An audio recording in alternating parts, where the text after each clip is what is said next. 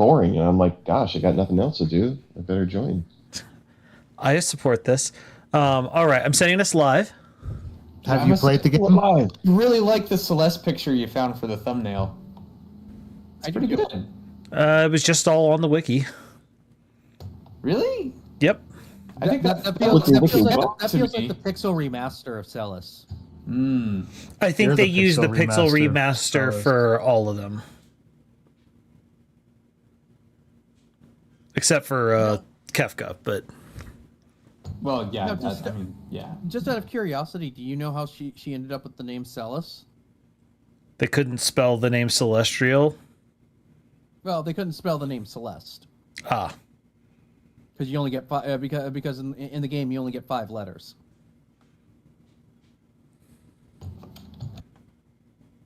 All right, looks like we are live. We are live Excellent. and in living color. And now Splice will perform the entire rap right now. Personality. Yeah. You've let us down again, Splice. You expect me to know anything about In Living Color? Yes. It The was only a thing I cultural know about- phenomenon. The only thing I know about it is it's the origin story of Jim Carrey. And Damon Wayans. And I am actually fairly all of Wayans' certain brothers. In Living Color came out when I was like 5. So? Yeah, there's no way I'm watching In Living Color when I'm 5. I'm watching Rescue Rangers, Captain Planet, and the Ghostbusters cartoon. Came out in 1990 Ah, the real Ghostbusters through cartoon. 1994. You know the whole deal behind the whole real Ghostbusters thing and why they had to call themselves the real Ghostbusters? Splice, Yes. Splice knows all Yes, about it. I am very He'll tell you well all aware. about it.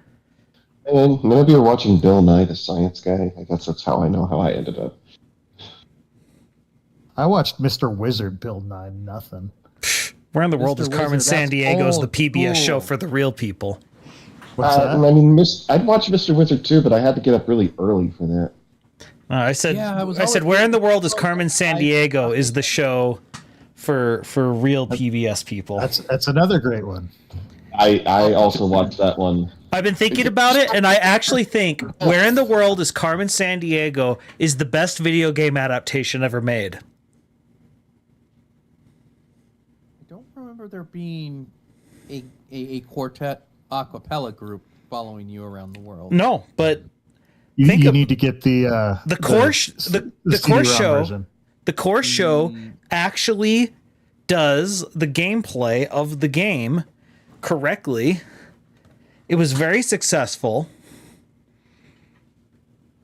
And I feel like it's one of the few that actually improved upon it due to said rockapella. The Defunct Land episode is really good for this. It's very good for this. Defunctland is just good. Yes, it is. Agreed. I want to ride the circle ride still. Everyone wants to ride the circle ride. More. So when you say Carmen Sandiego, you're more leaning about the game show or like the cartoon? He's talking about the game show. The game show. It's all about where in time is Carmen Sandiego. The No, far no. more excellent. They ruined it. They ruined a good thing. They did. They really I did. didn't. No, the game for that one was amazing, but yeah, The game was fine, but like, no rockapella was an immediate fail. And that Oh. song, it's so ugh. True. Where in time is Carmen Sandiego? I feel like I may be digressing though. Sorry. I mean, you know, you're welcome to digress. Like it's We're still waiting 4 more minutes before we actually start, so. Oh well, you said we're doing it live. I'm like, oh crap, I'm wasting precious airtime. Oh no. It's just No, you we know, always- this is the pre-show. we always drew the pre-cook here. I don't know. It's been a while. I've lost my groove. yeah. Sorry, you've thrown off the pirate's groove. Sorry. To be It's fair, funny 'cause all you he's the really have to pirate. do- all you have to do to get your groove back is just roast Splice for 3 minutes, and then you're right back into it.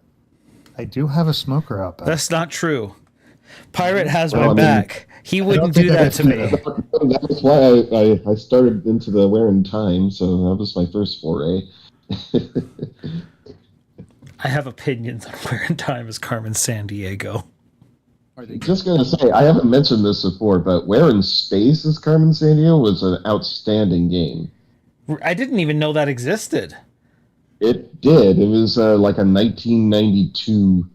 How is there enough for kids I in know, Where in she- Space? Is she hiding in Beetlejuice or something? Like what? Okay, so it's. I mean, it is only our solar system, but they included most of the moons. Okay. So that alone gives you like 70 some odd locations. So it's Yeah, trying to find out if she's on Mimas is actually pretty good. yeah. I mean, I mean, yeah.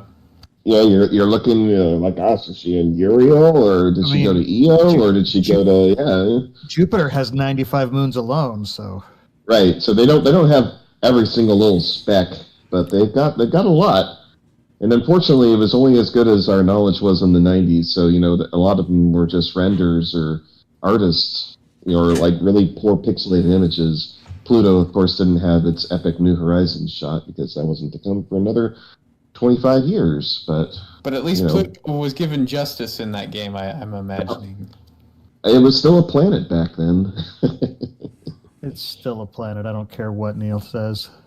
y'all heard about Pluto? Messed up, right? That's messed up, man. Y'all heard about Pluto? Has that ever landed once? What the? I mean, I love Psych. It's I good really hope Pluto No, doesn't land.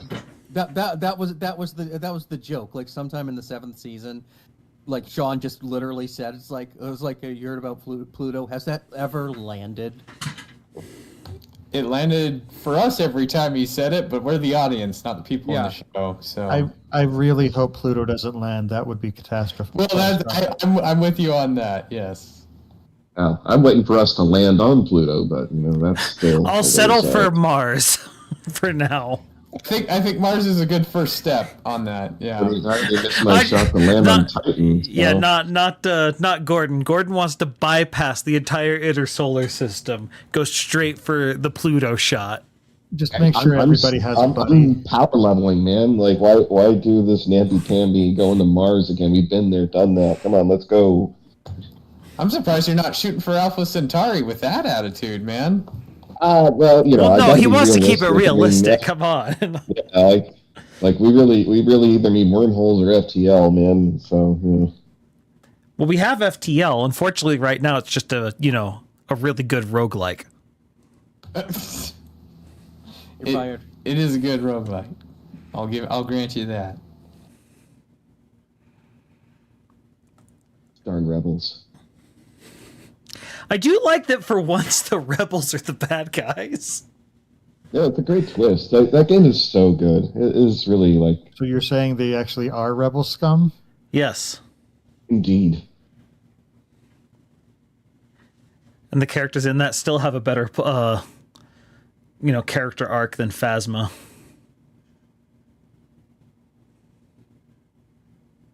Oh, We don't talk about Phasma. I'm just fighting words. No. So disappointing. It's like you see this really cool looking stormtrooper, you're like, ooh, I wonder what they're going to do with her. The answer, Waste. really nothing. They should have had Storm use her line on her. You want to know what happens when Phasma gets struck by lightning? The same thing that happens to everything else. Yeah. Peak fiction right there. It is. It really is. It was cosmic. All right, we're going to get started. So, everyone, go quiet for a second until I throw it to you.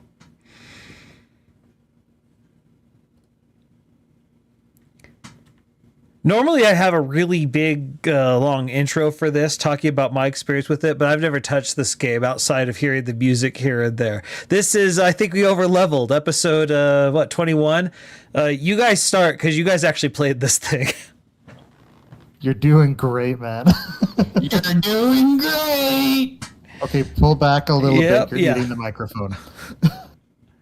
And that's not healthy.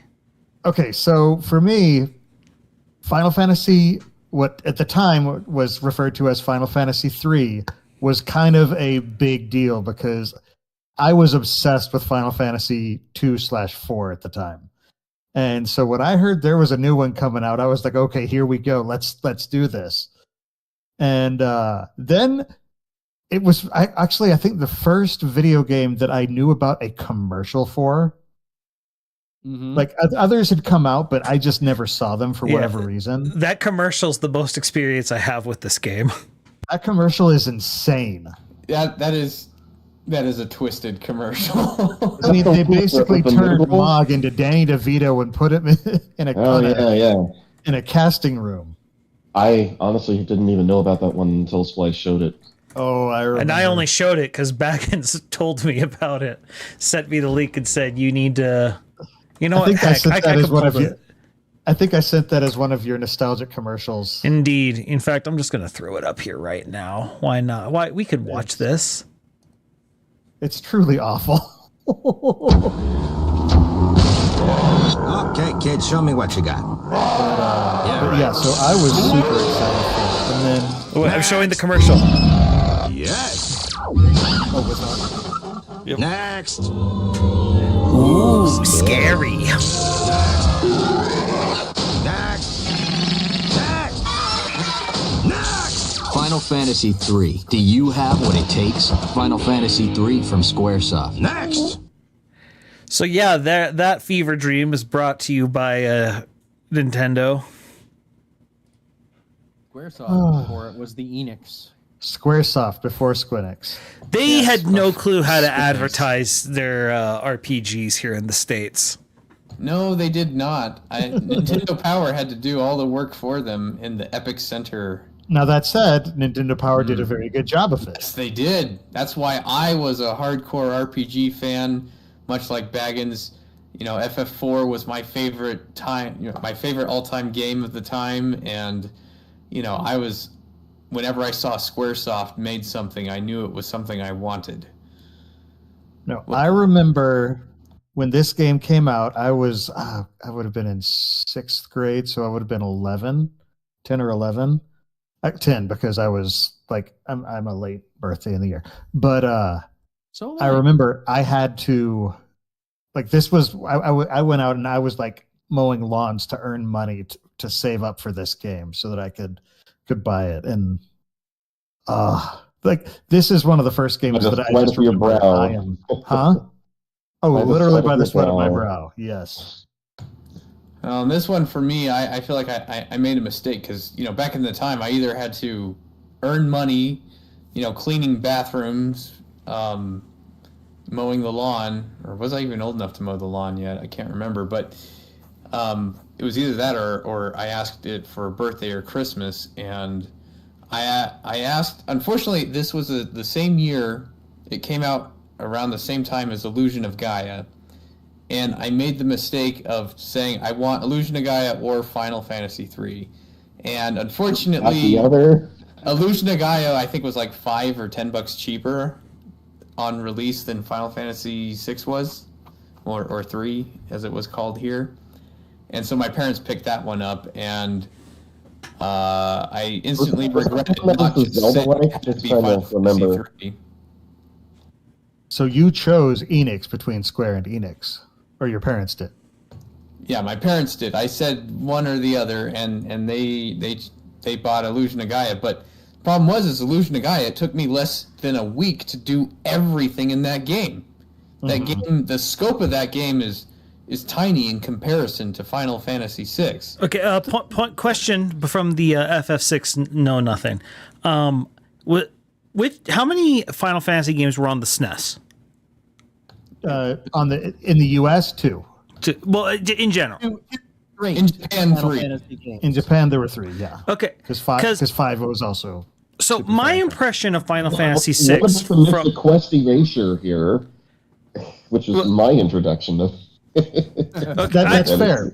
mainline games. There were 3. Okay, Mystic sure. Quest, I loved. I will Yeah. give you that. It's not a good game, but I loved it. That is what I thought Final Fantasy 3 was, unfortunately. So the reason I asked this is because my impression of FF6 from afar, I've said before how if you looked at Mario 3, you'd be forgiven for thinking it's on a different console than Mario 1, because it's sort of like the final leveling of that system. And looking at Final Fantasy 6, it's always to me sort of looked like this is the game that said we're going to squeeze every ounce we can out of the system and do things that no other game can. Like this intro right here is just absolutely gorgeous and stunning. Like this right here with the mechs running in the snow. I would highly, highly recommend looking up the New Frame Plus series on the animation of Final Fantasy. He goes into it really well because there were a lot of changes that were made between this game and the previous one. Well, yeah, because up to this point, they had separate sprites for on the map and in battle. And this one, they said, you know what, the battle sprites that are more detailed, we're going to use those on the map as well.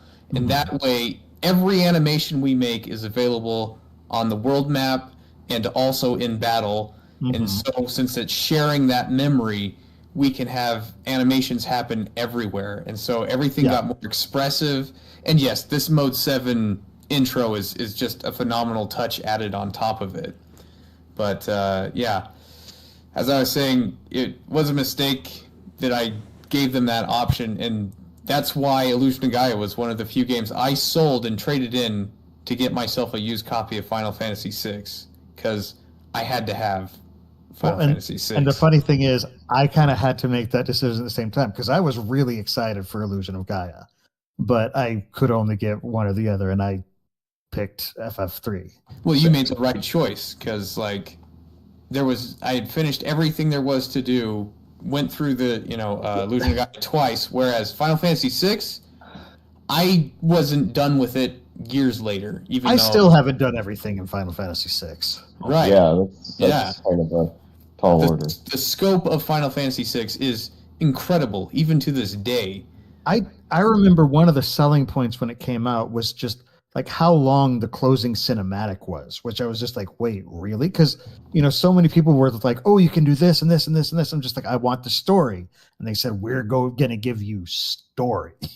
Well, yeah, I mean, like, I want to say, like, what, the ending of Final Fantasy IV takes, like, what, maybe 10 minutes? Maybe. Whereas Final Fantasy VI ending is an entire half hour, which was unheard of at the time. Unheard of. But it's so good. Tell Metal Gear Solid, of course, but, But, no. Okay, so let's get into one of the things that, in my opinion, is the thing that sets FF6 above and beyond other Final Fantasies. In my mind, this is, to me, a lot of people will probably disagree, but for me, it has the best soundtrack of any of the games of the time. Absolutely, 100%. In my opinion of the series, but that's again my opinion. I feel like this is Nobuo Uematsu's masterpiece.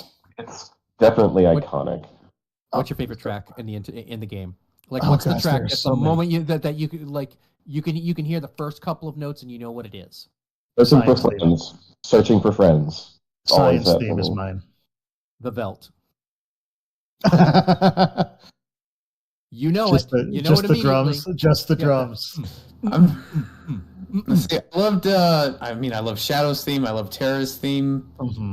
Honestly, I mean, now I think about it, when I think of games that I wanted to print the sheet music for so I could learn to play it on my saxophone, I think the game with the most representation is Final Fantasy VI, actually.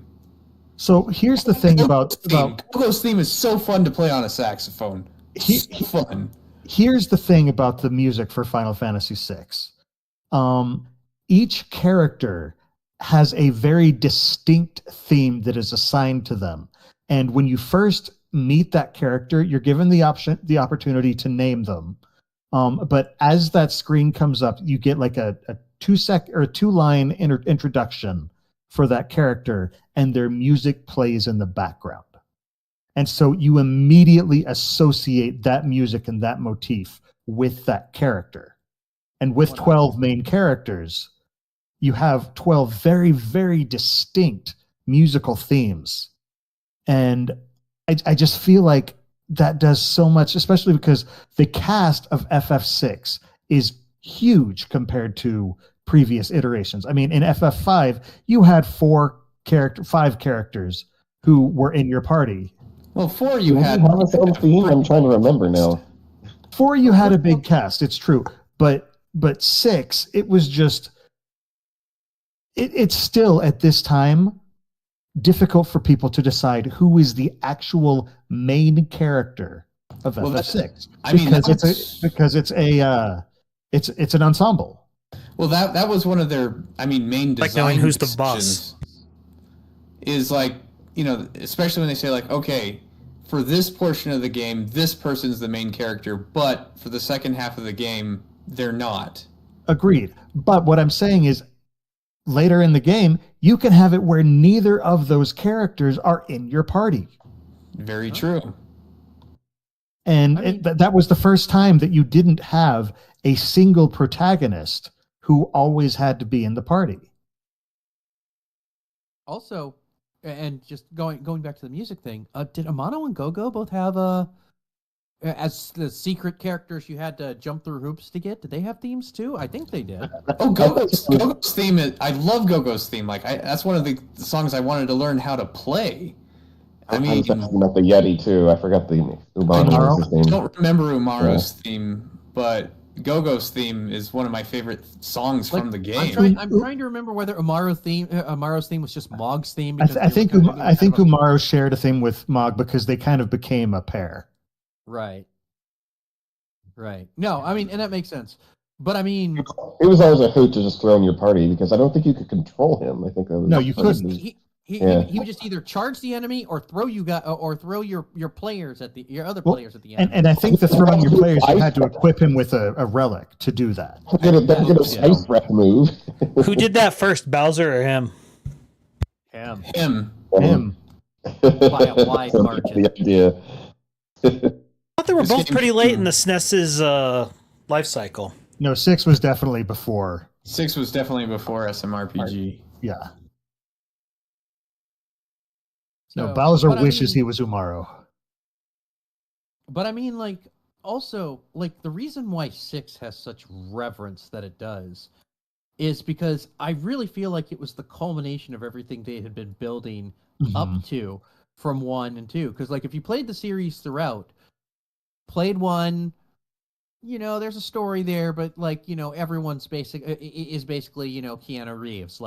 This is the blank slate to put yourself in your. Oh yeah, well, yeah. 1 was basically a D&D campaign. Yeah, and 1 and 2 were both like that. Well, no, 2 opened up. 2 had a story, on the NES. 3 kind of fell back into that. Yeah, 3 went back into it. Yes. Although with the 3D remake, there's a lot more story that was added after the fact. I've heard 3 be described as the Thaco of Final Fantasy. The what? The Thaco. I can see that. Yeah. I don't know what that means. I'm lost. Thaco, the two-hit armor class 0. It was basically the mechanic that held D&D down for the first 2 editions. In all of the sub editions, Thaco was basically 2-hit armor class 0 was how you hit, and that's where everyone had negative armor classes and stuff like that until you got good enough armor to be 0, and then up and positives were it. I'm an old D&D nerd. It just trust me, Thaco is a whole thing. Yeah, very complicated, and it needed to be streamlined. But 2/4. Nothing can ever be simple with this series. Was the first really immersive story I can remember, and it was a damn good story. 4 was when they. It's still my favorite story of the whole series. I love 6. I love 6 to death. I still think 4 is my more favorite story because it has a central character and it has themes that I feel are more impactful to relate to your own life. But as far an enjoyable ensemble cast, story of epic proportions, 6 is also, at the top of that, like just amazing. Yeah, the way that I've described it is 4 is my favorite, 6 is objectively better. Yeah, See, yeah. 6 is my favorite, and I feel is objectively better. Because while, don't get me wrong, this is no shade towards 4. 4 was amazing. As you start getting towards the later game, it just kind of feels like they're like, all right, what else can we do? All right, well, what are we gonna do? We're gonna do a train. We're gonna go to the moon. Let's go to the moon. We have a spaceship. Can we put a spaceship in here? Let's get a spaceship in here. Aliens, cool. Aliens. Let's stuff some aliens in there. What else we got? We got some negative energy. I disagree. I disagree too. But like and that's fine. But just to me, it just felt like it's like, wow, we are starting to get out of the fantasy element here. But 6 had a ghost train. That's true. A ghost train. And you can suplex it with Saban, and I love it so much. Unless you get the Pixel remaster, then you cannot. Yeah. Oh, sadness. I know. But press F to pay respects. My gosh. 6 to me. That's Or one of press- the dumbest. Actually, press down, up, down, A to pay respects. XY down up. It'll always be XY down up. Okay.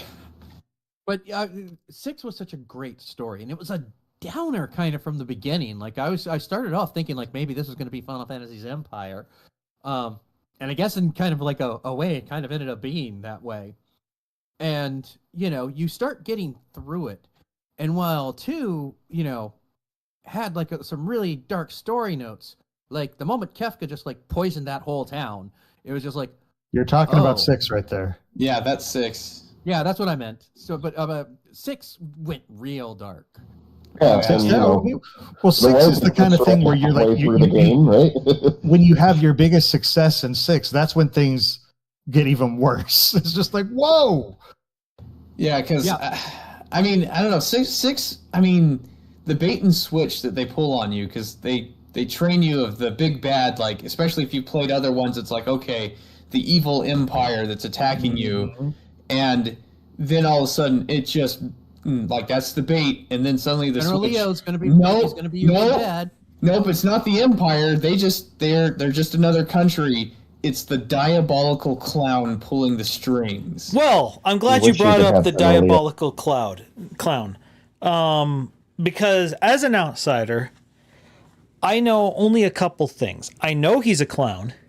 I know he has the most iconic. Yeah, he has the most iconic laugh in all of gaming, and I have no idea how any of you take this character seriously, because when I see pictures of him, he looks silly, but literally every person who has ever played this game talks about Kefka in the tiers of the best villains ever in gaming. So I need someone to square that circle for me and explain. You never see Kefka. it. Splice. I'm gonna let you guys go first. Are you a Batman fan? Joker. What do you think of the Joker? No, but He this is is Take the Joker seriously. Yeah, no, so this is the point. I know the context of the Joker. I don't know the context of Kefka. He just looks silly from someone from the outside. Kefka is one of the 3 main generals of the Empire. He's a mage. Okay, wait. He's a general and a clown. He's a general and more of a harlequin. I mean, think of the Gordon. jester was the one person who was allowed to mock the king. Okay.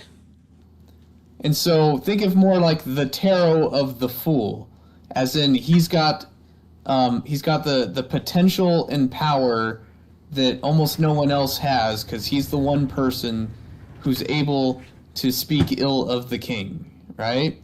And he's been given extra authority as a general in the army as their strongest magic caster. On top of that, This guy is juggling a lot of responsibilities, it sounds like. Basically, the way that he is introduced actually is it's shown immediately that he's psychotic.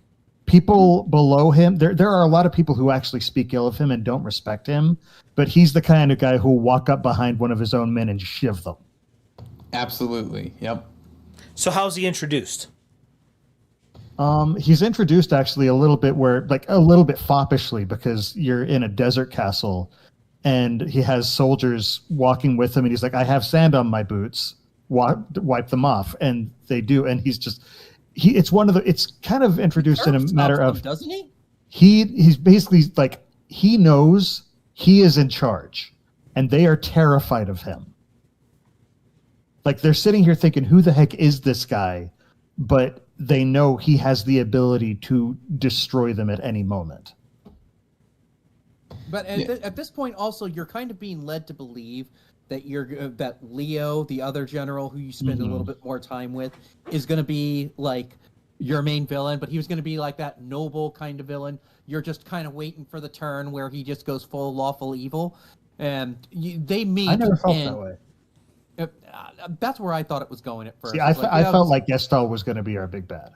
Yeah, I thought Gestal was going to be the big bad. He's the Okay, evil so emperor. so part of the intrigue is there's a bit of a shell game going on.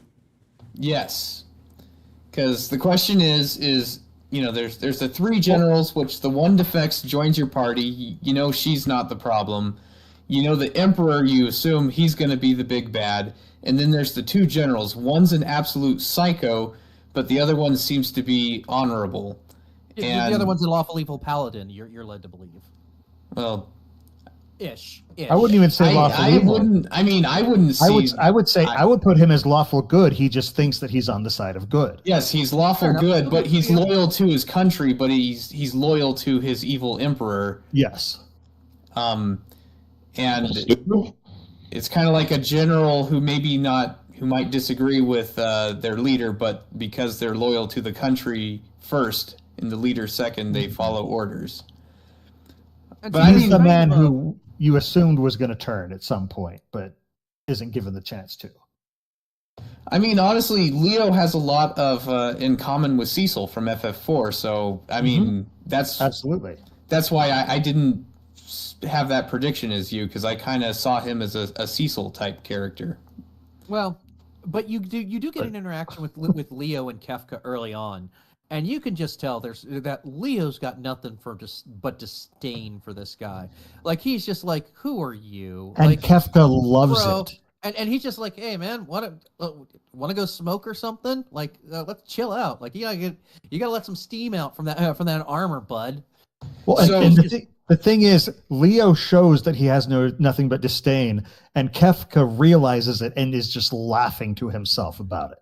Yeah, and to really drive the point home of why people take Kefka so seriously, Splice. So like the first introduction is he's kind of foppish, like, hey, clean off my boots, basically kind of like, I'm in charge, look at my boots. But what it is a conflict of how Leo approaches a war versus how Kefka does. So yes, one of your characters is from his name's Cyan, and he's from a castle called Doma. Like, his kingdom is the Doma Kingdom, and the Empire is laying siege to this kingdom, and Leo is fighting in the traditional warfare style, right? In honorable battle, siege warfare, right? And then Kefka says, you know what, I can take care of this, and goes off on his own and poisons the water supply. Counter to orders, by the way. Counter to orders. Like, Leo is completely opposed to this. He poisons the water supply and literally kills everyone in the castle except for this character who joins your party. So, and like you when you control him and watch his wife and son die. So it's like there is an emotional, oh, this guy's nuts, he has to go down. See, this is the information I'm looking for. Because like that realization that this is a homicidal maniac that is willing to win, not just conquer the land, but literally kill everyone in it, commit and genocide. The ground. Yeah, genocide. And you see, by everyone, he's not mean just everyone in his way. He means everyone, because it's either real soon after that or the very next thing you do is you play as Leo trying to get at Kefka, and Kefka just straight up shanks him dead. Yep. Well, yeah, it's another country that if we haven't made it If we haven't made it clear, there are spoilers for FF6 in this discussion. Yeah. So yeah, and Not so, worried about spoilers for a game that's older than the median age of my audience. So, but yeah, there's another country that they're attacking, of which two of your other characters are from, and they're attacking it, and Kefka decides to just raise the entire city and kill everyone in it, and Leo's like, you know what? You were able to poison that other country. I'm not going to let you do this. And in that moment, you actually control General Leo as a playable character and try to stop this town from being burned down. And you end up fighting Kefka. And yeah, he murders Leo right then and there. And then Leo like not not in a fair fight. No, not a it's fair not fight. even close. Like Leo's Loki style. No, it's Loki style, because he ends up fighting a double image, and then he comes from behind and shivs him in the back, right? Oh yeah, that's right. That's right. That's what happens. Yeah, so then- so Kefka beats him Loki style. But then also to take it further, because this is where you get to know, oh, this is serious. And then you continue out through the game with Kefka being one step ahead of you, and then you just get to a point where you sit there and you've got a way to stop him, and then he stops you. And now he's got everything that he needs. And what does he decide to do? It's like, you know what? I'm just going to ruin the world. Screw it. Yeah. Well, and that's the thing is the floating island. So at one point you're on this island, right? And there are 3 statues of deities who basically, because they're in balance, that makes magic possible. Yep, they are the source of magic, the ultimate power. They are it's basically the Triforce and the 3 goddesses all in one spot of Zelda style. And so Emperor Gestal has found this island. He's basically trying to completely power himself up so that he can take over the world. He's megalomaniac. And instead, Kefka says, no, I'm going to shift these out of alignment and see what happens.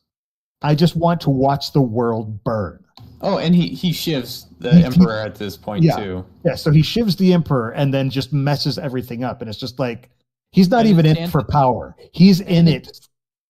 Yeah, and then he stands at the center and becomes the god of all magic. Yeah. Well, yes, he does assume the power for himself, but yes, he doesn't want the power just to have it.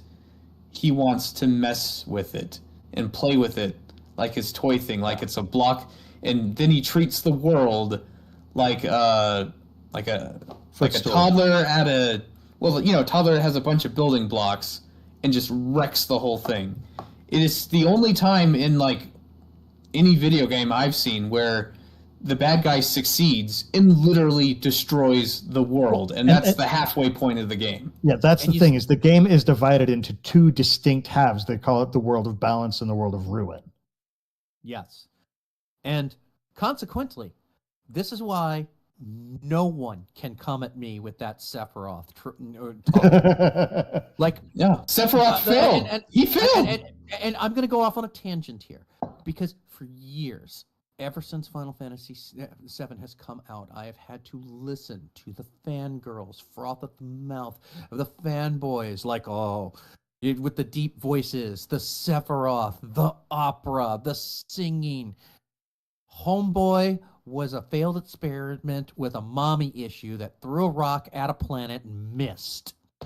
My boy Kefka, he got it done. And why? Because a girl that grows flowers caught it with a glove. Yep, exactly. He failed. Kefka succeeded. S tier all the way. He did. He said, I'm going to ruin the world. And what did he do? He ruined the world. And when you beat him to the most rocking tune in all of Final Fantasy. Dancing Mad. Fight anyone. Go find the original version. Go find the Black Mage version. No, the Black Mage's version. The Black Mage's version is great. There's a heavy metal version out there too, as well.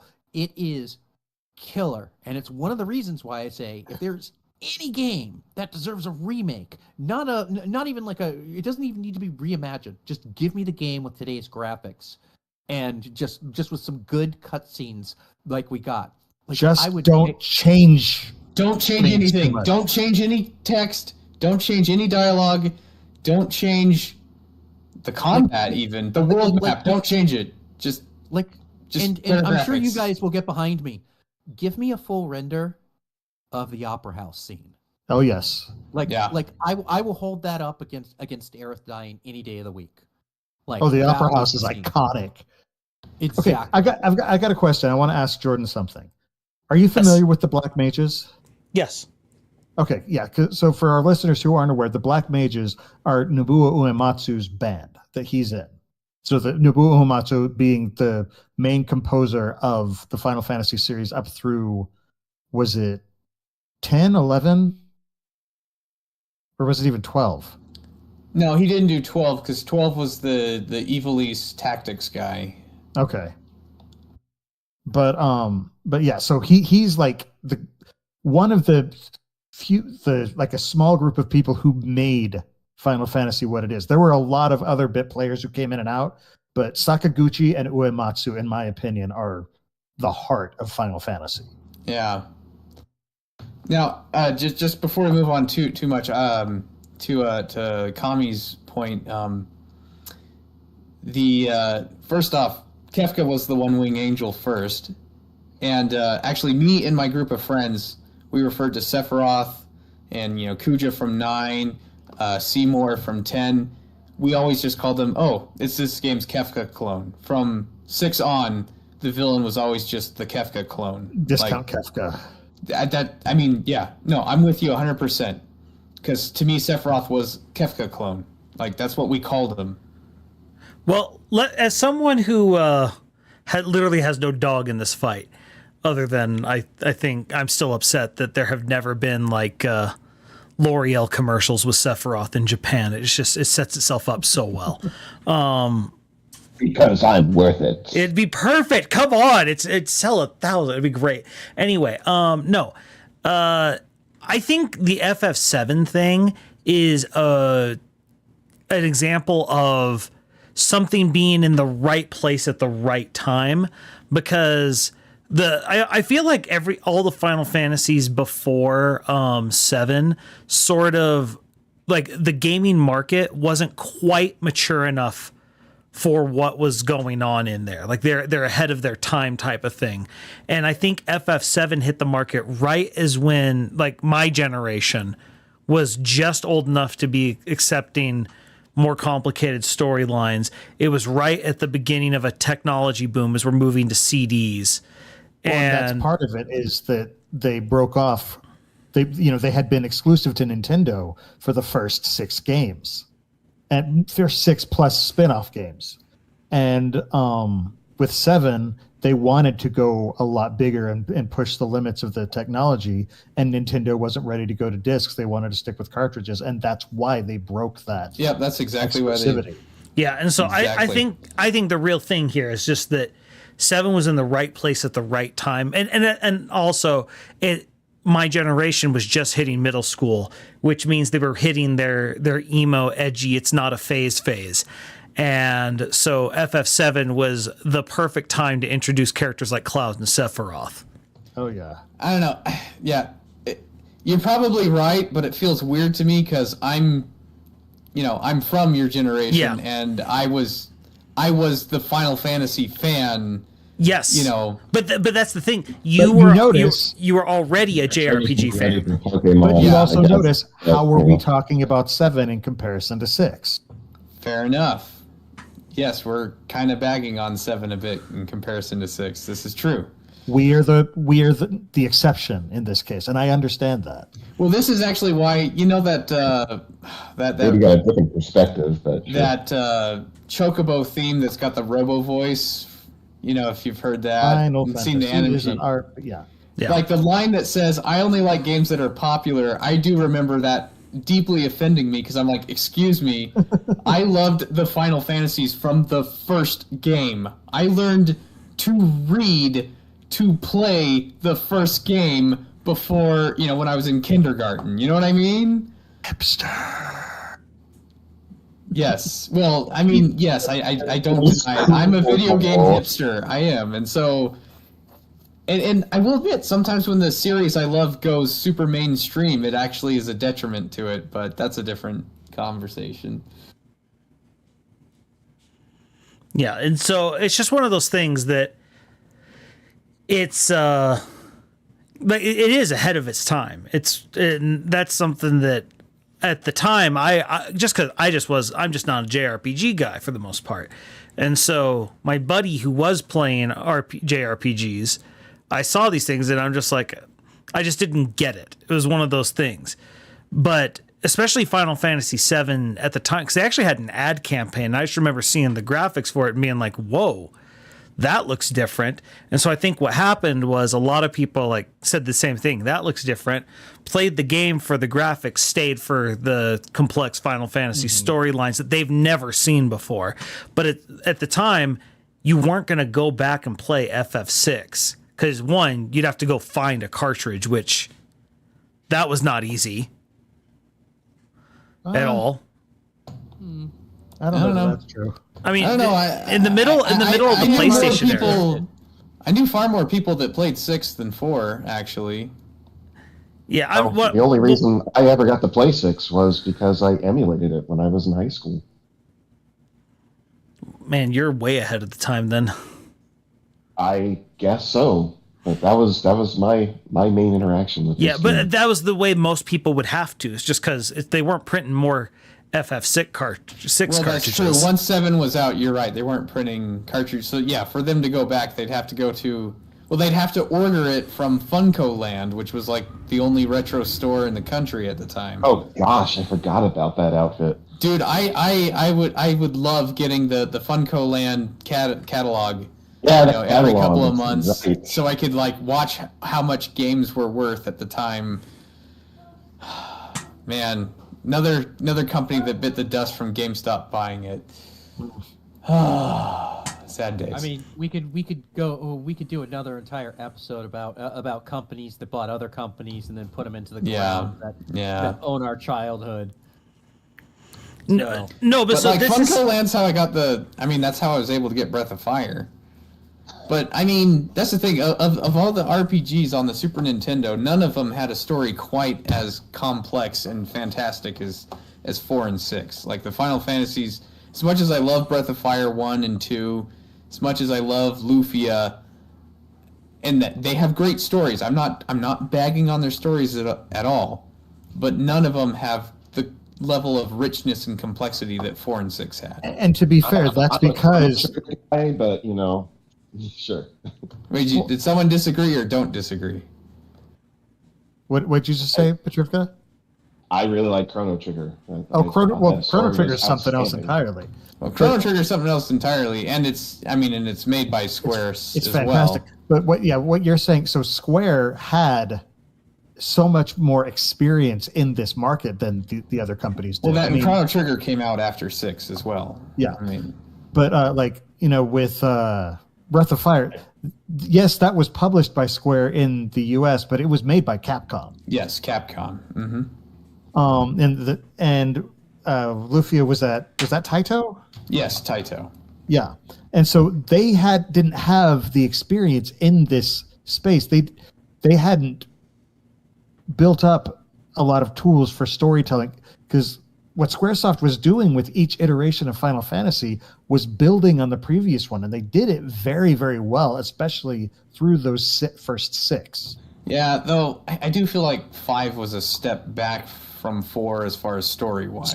So back at that time, they actually had a kind of like you know how people make the joke about Star Trek it's only the even numbered ones that are good. In this one, Squaresoft actually kind of had a rule where the even-numbered games focused more on story and the odd-numbers games focused more on mechanics. That was true through the first 6 or so. I can see that 100%. Yeah. And so 1, 3, and 5, it's like, okay, how do we make this gameplay happen?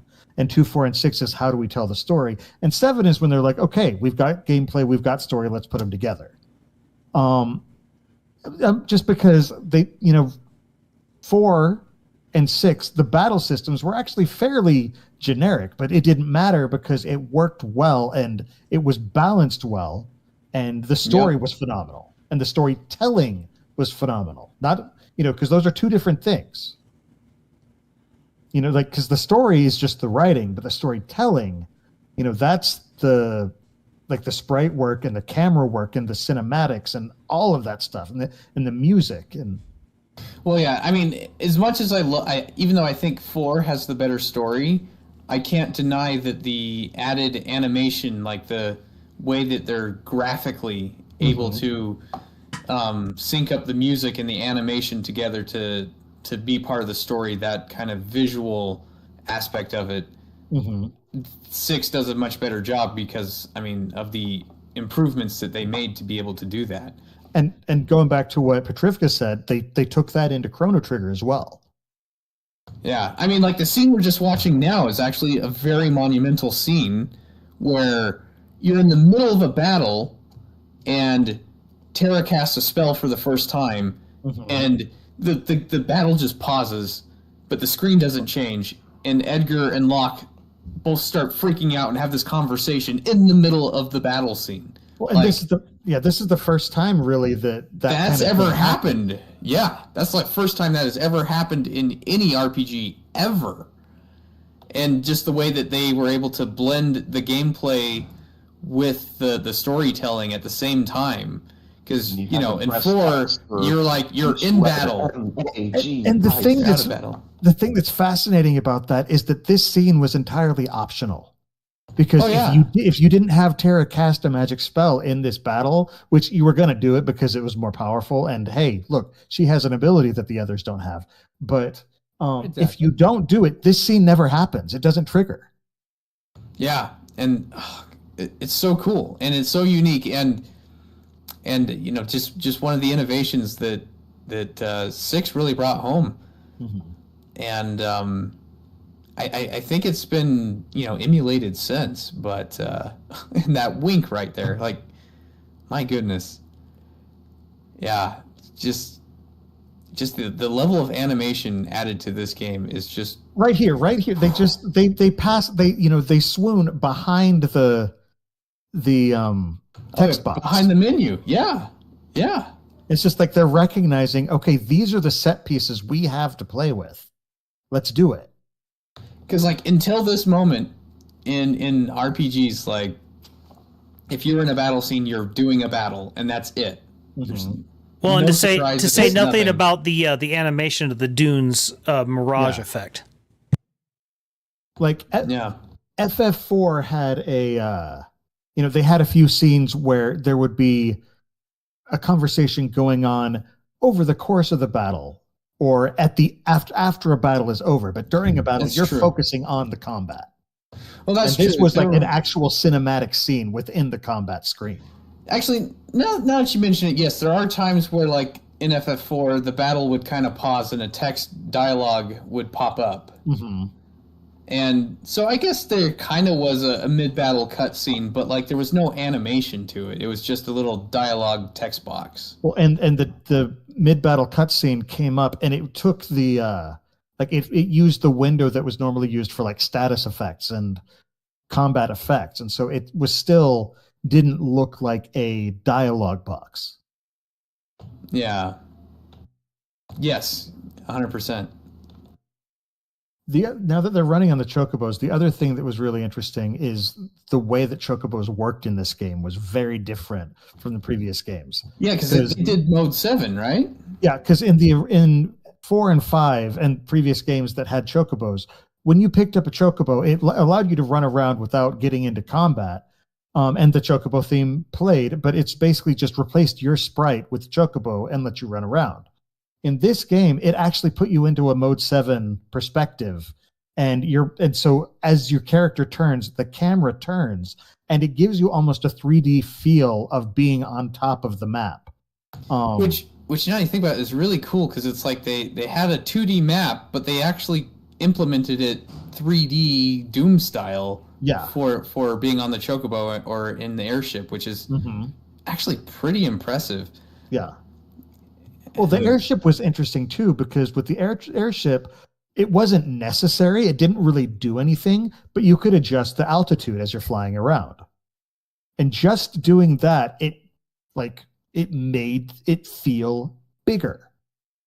Flying up and down really had no effect on the actual gameplay when you're in the airship, but it felt so good. It felt fun to fly around. It did. It really did. Mode 7 is such an interesting technology because it's, in no way, shape, or form is it technology that you really moved forward, because once you got true 3D, you have no need to fake things the way Mode 7 lets you. But it's an example of they put in a technology, and in Nintendo's case, they made a couple games where they sort of showed off what it could do. In particular, F-Zero being the sort of the example of that, where they wanted other devs to see it, and then just sort of let everyone else play with it. And it's interesting because Mode 7 has an ambiance all its own. It's its own little sub culture of just pixel artwork that nothing else really is like.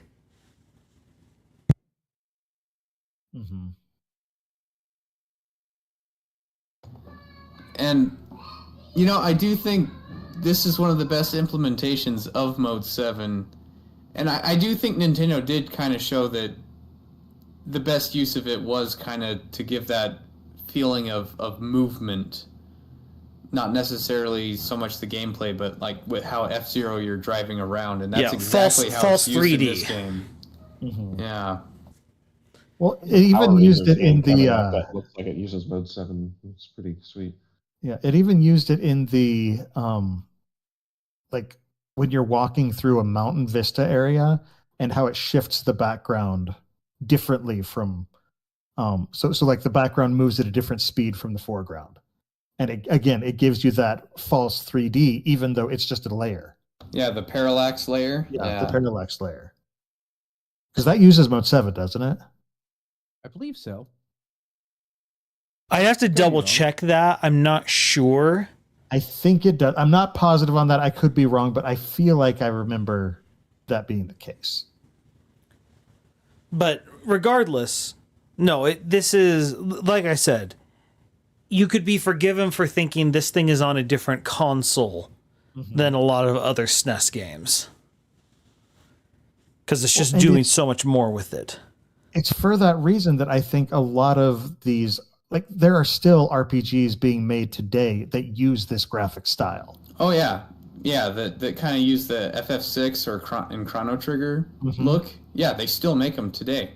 Indie games, especially. Yeah, I mean, Sea of Stars. You've mentioned that you're playing that lately, and it's. I mean, Sea of Stars is absolutely a love letter to Chrono Trigger.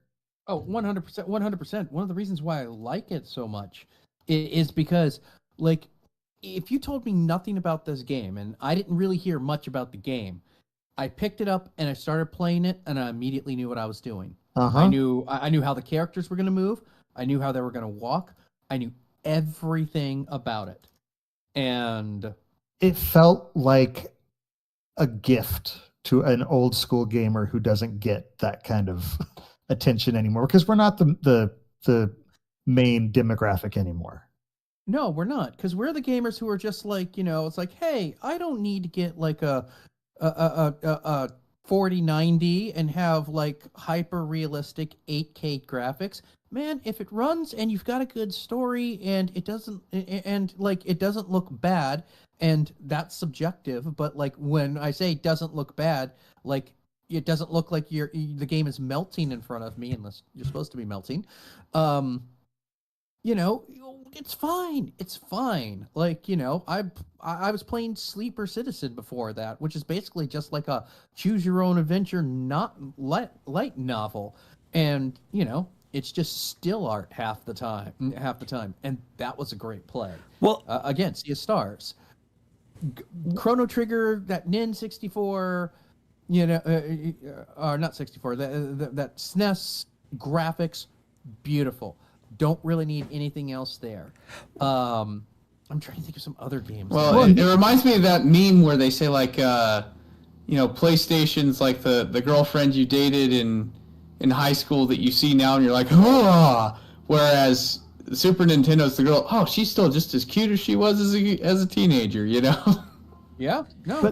But so this is actually a really interesting discussion, because Square in particular, with their games, always in this era, it felt like they were trying to push the envelope of what was possible in the game, which if we still do. Yeah, but so this is what's interesting, because what Kami's was talking about, where you need the 4050 Ti, whatever. That's the same concept of we're pushing it, but there's a different ethos with it now, because the jumps that happen in technology now are so much smaller in scale, and frankly, are very difficult for most gamers to ever feel. And so what's interesting here is Square was trying to push what was possible, but because one of the limitations back then was literal actual storage size, storage capacity, being able to just tell a bigger, more complex story with more text was a technical marvel back then. And so it's an example of how the technical limitations actually fit with their trying to push the narrative limitations at the time. And so now the games that are really sort of taking off nowadays don't tend to be the ones that are pushing any sort of technical thing. It does tend to be ones that are focused more on what's the gameplay, what's the story. And these are the things that really speak to the modern gamer. The thing that's interesting, and what I would love to see though, because like now we've got a lot of these throwback games that have this pixel art and everything, but they're still using modern capabilities. So every so often you'll see something that you wouldn't have seen on the Super NES, and it's got a novelty to it. But I would love to see a company make a game not just using these graphics and art styles, but using these parameters, using the actual hardware, because I feel like that constraint led to a greater kind of creativity. There's a saying that says creativity thrives within bounds. Mm-hmm. It's interesting because when I think about this from a hardware perspective, of which I have a bit more insight into that with my career, but I feel like before with the technology jump, because I feel like I can say on the technology side, we're actually still making giant leaps and bounds. It's that now it's not the player that's really noticing it. It's purely the designer that's noticing the difference. Well, and that gets to the whole idea that they're kind of doing it for themselves. Well, that and one thing I did want to say is that a lot of the designers have become a lot more lazy because of, and this is going to what Baggins was saying, the lack of limitations. And it's kind of like I look at coders in general, and it's like, why is it that these computers get so much faster and yet they still end up after a few years behaving really slowly? Like, just think of like any non-Linux operating system. It's like, why did my computer get so slow? Oh, well, that's because programmers have gotten lazier and lazier. I'm just thinking even in college when I took a programming class, they're like, oh, memory's cheap, and that's cheap. Like, don't worry about it. Like, they're just so lazy because they have little limitations. It's not even necessarily laziness, but it's just a matter of, we have this capability, why not use it? And so there's just an appeal, in my opinion, of giving someone these limitations and saying, okay, what can you make with just this? Because a lot of times when you give somebody limitations like that, you see genius. Like, that's where the cream rises to the top. And suddenly the stuff, because back in the day, it wasn't super easy to get a game made. You couldn't sit in your basement and just program a sweeping game like a huge game like Stardew Valley just by yourself, because you didn't have those tools. You had to work with a team, and you had to scrap to get anything through. And so the things that weren't amazing got left on the cutting room floor. And so I would just love to see, it's like, no, you have these limitations. What can you get out of it? And what are you willing to cut to put it through? Actually, I just want to add really quick. He didn't use a game engine for Stardew Valley, so I know I'm actually really impressed with what he did. That is very impressive. I'm still impressed with him. But that you understand what I'm saying. Yeah. Well, and then the other thing that's interesting about to Lunasar's point and to Baggins' point is the fact that as you're looking at this and you're saying, why are things running so slow? And a lot of it is maybe that programmer is talented enough where they could get this thing to run more efficiently. Is that going to be noticed by their boss? No, and yeah, they're making a game on schedule is more important than making a game efficient. And it's like as long as they can hit the frame rates that they're going for, they're not going to care because that's not their priority. No, that's a very good point. Whereas on this game, if you find a way to make something more efficient, you're going to get recognized because you're like, whoa, you found you've made this thing so that it'll compress the text down to this file size. Holy crap. We're going to be able to get 30% more text into this game. Well, like, Jordan, you've been telling me, was it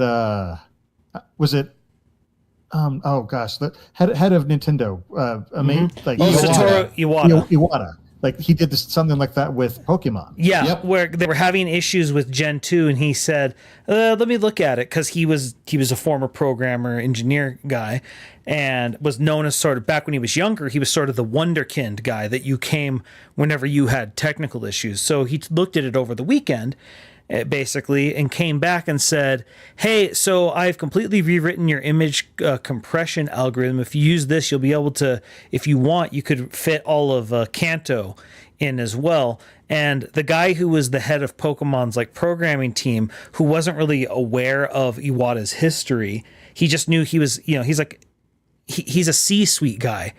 And so when he comes back saying this, he's just sort of looking around like, who is this guy? Who is this magic? Is why he's who's this magic man? I mean, yep, he's the president of Nintendo. That should be self-evident there. Well, no, but the thing is, like, it doesn't like this. Iwata could be a whole topic unto himself, but he truly is a remarkable individual and one of the few people who have ever existed. Whom every time he was given more power, he was more responsible with each level. It just truly a remarkable person. But I mean, to both Baggins and Lunasar's point, that's probably why all of us here are more nostalgic for that, because everything we got was like, okay, you got this much space, go. Like, does it? I think even we take for granted just the fact that it's still Prime Day. If I wanted to, I could drop $100 and I can get a couple of terabytes on an external drive that I can plug into my computer and take with me. That was not a thing that we could do back then, And you have to. Here's your game. Here's the allotted space you've got. Go. And that's it. Like there is no, well, this is gonna come. No, this is gonna be a little bit bigger than we thought that it was gonna be. Like nowadays, it's like sitting there, like you wait when your favorite game comes out to see what the gigabyte hit's gonna be, and it's always, oh, really that much? Like for example, Baldur's Gate 3, as much space as Genshin Impact. Like Genshin Impact, the little gacha anime game, takes up as much space, if not on some days, more than Baldur's Gate. And look at the sprawling differences between those two. You'd never have anything like that. There is no update. It's just, here's your game. Go. Flaws and all. So it better be good when you get out there, because there's also no day one patches back then. Well, yeah, and along that, I mean, just think of save files. Mm-hmm. Like, save file sizes back in this time, like if you remember the PS1 where you finally had to buy your own memory card, each slot, of which one memory card had 15 slots, but each slot was like 8 kilobytes. That was it. And you look at a modern game, each save file's in the megabytes. And that said, even a remaster, not a remake, just a remaster of a classic game, the save files are now going to be in the megabytes, even though that exact same game's save file used to be 8 kilobytes in size.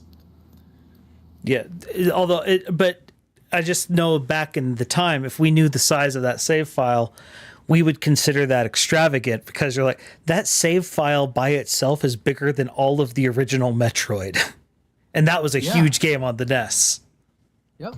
Yep. And so, it's like, on some level, this is also a little bit of get off my lawn, because this is just every generation deals with this because of the fact that memory has, for the most part, doubled with every generation. Though, I mean, I will admit there are some advantages to the larger save files, because the reason why the other save files were tiny is because they were bit packed, right? Instead of saying, oh, treasure chest 1 state, treasure chest 1 open equals false, like all of that said there is just 1 bit, and the game has to know whether or not that means the treasure chest is open or closed. And the fact that it's now stored as plain text means you can now have a game that updates. Because before, on the smaller save files, if an update to a game changes anything that can be saved, then save files will not work anymore, and you have to update how the save file gets formatted every single time with every single update. It makes the game nearly impossible to update, whereas these huge save files where they store things as, text, so it's a lot of, instead of a single bit, it's several bytes that represent the data, the save files are still compatible. And so there are some benefits, but it does take up exponentially more memory to do so. And that's the trade-off that they're making. But I would like to offer up another argument here. So, what is the main argument that gets told by us Final Fantasy nerds? It's usually the Final Fantasy VI versus Final Fantasy VII.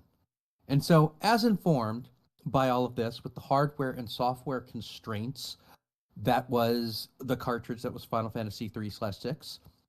Somebody remind me, because I actually, having not played it, don't know, how many discs was Final Fantasy VII? 3. Oh, it was 3? It was 3. So 3 discs versus the 1 cartridge. And this argument goes on infinitum. And you could also go as far as to say, how big is the remake now, which is just expanding upon the original game. Like, it took 3 discs in Final Fantasy VII to approach, like, the myth, or to follow up the mythos of Final Fantasy VI, because it was that well written, it was that good. Well, okay, that's apples to oranges, though, because that's a 3D game versus a 2D game. Well, and I mean, and those are ancient polygons, which are exponentially less efficient than modern tech. Well, and it was the rendered cutscenes that took up the majority of the space. Like, let's be honest. Yeah, that's not a fair comparison. I'm not trying to be fair. Yeah, I know. But you're dealing with a bunch of scientists, so you're gonna be forced to be. But I mean, but there is something to be said that I which story do you think is longer, 6 or 7? I would venture 6. I would venture 6 probably is. I mean, I wouldn't say it would be by much. And, and it depends on your play style. Like, if you're going to grind, then, abjectly speaking, it could be either of them. Well, I'm just thinking FF7 typically took 40 hours to beat, like your first playthrough, and I'm trying to think how long 6 took.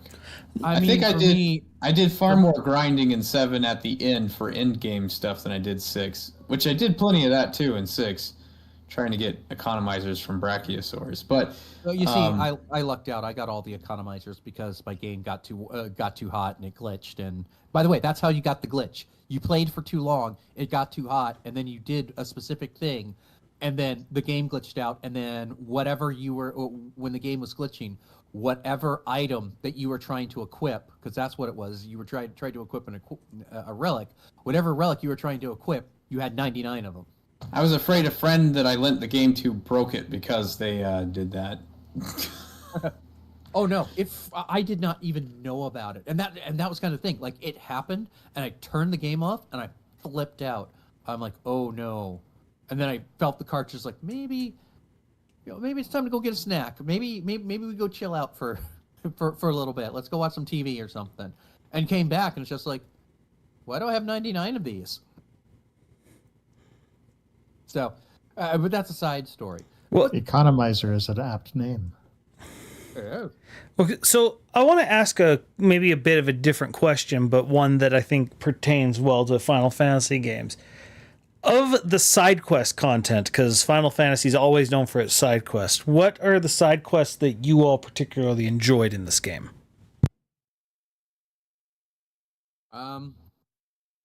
Well, Really side quests? The side quests. Well, six actually.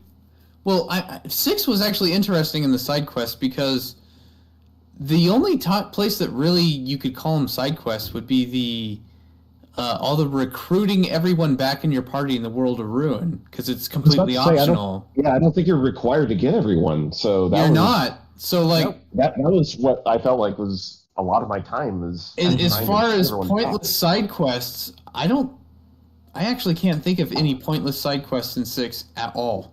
Like the only like quote unquote pointless side quests, and that's a real big quotation mark. Those quotations are doing a lot of work. Are Amano and Gogo, who absolutely have no real ending to the story. They're just kind of like they're kind of like the extra. There are a few others. No, I can think of one. There's the dragons. There's there's the Ragnarok. dragons. There's and getting the gem box, because you don't need to get the gem box to recruit Strago. You don't have to go through that dungeon. So, I mean, there are some.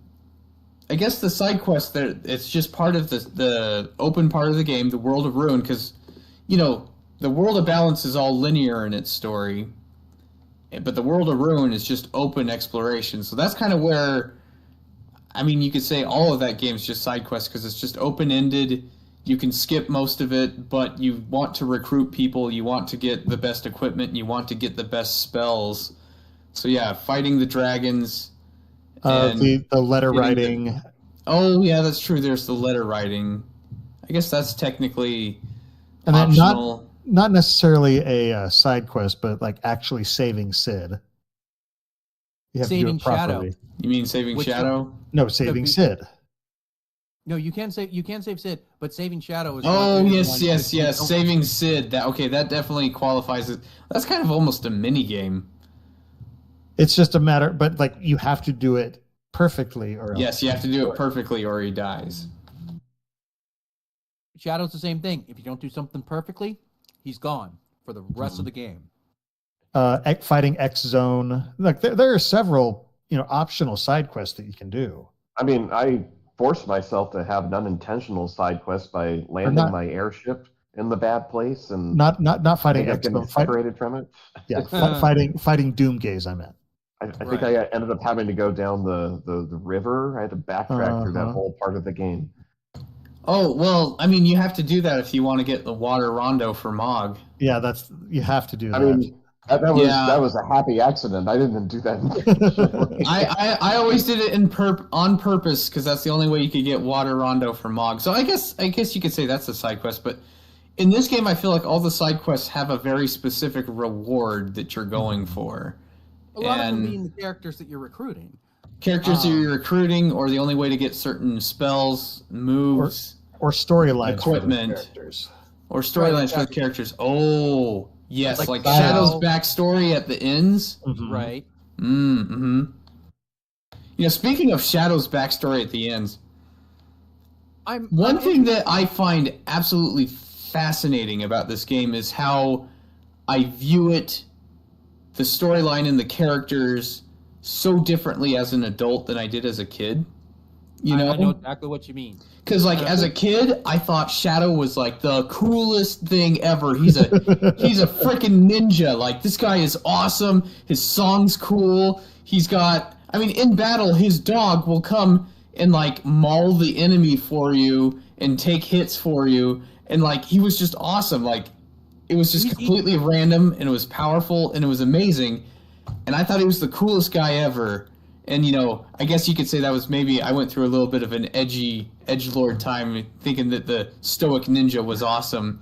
But as an adult, I go through the backstory where you learn about who he was. The thief that got lost and was taken in by a family and started a life and then ran away.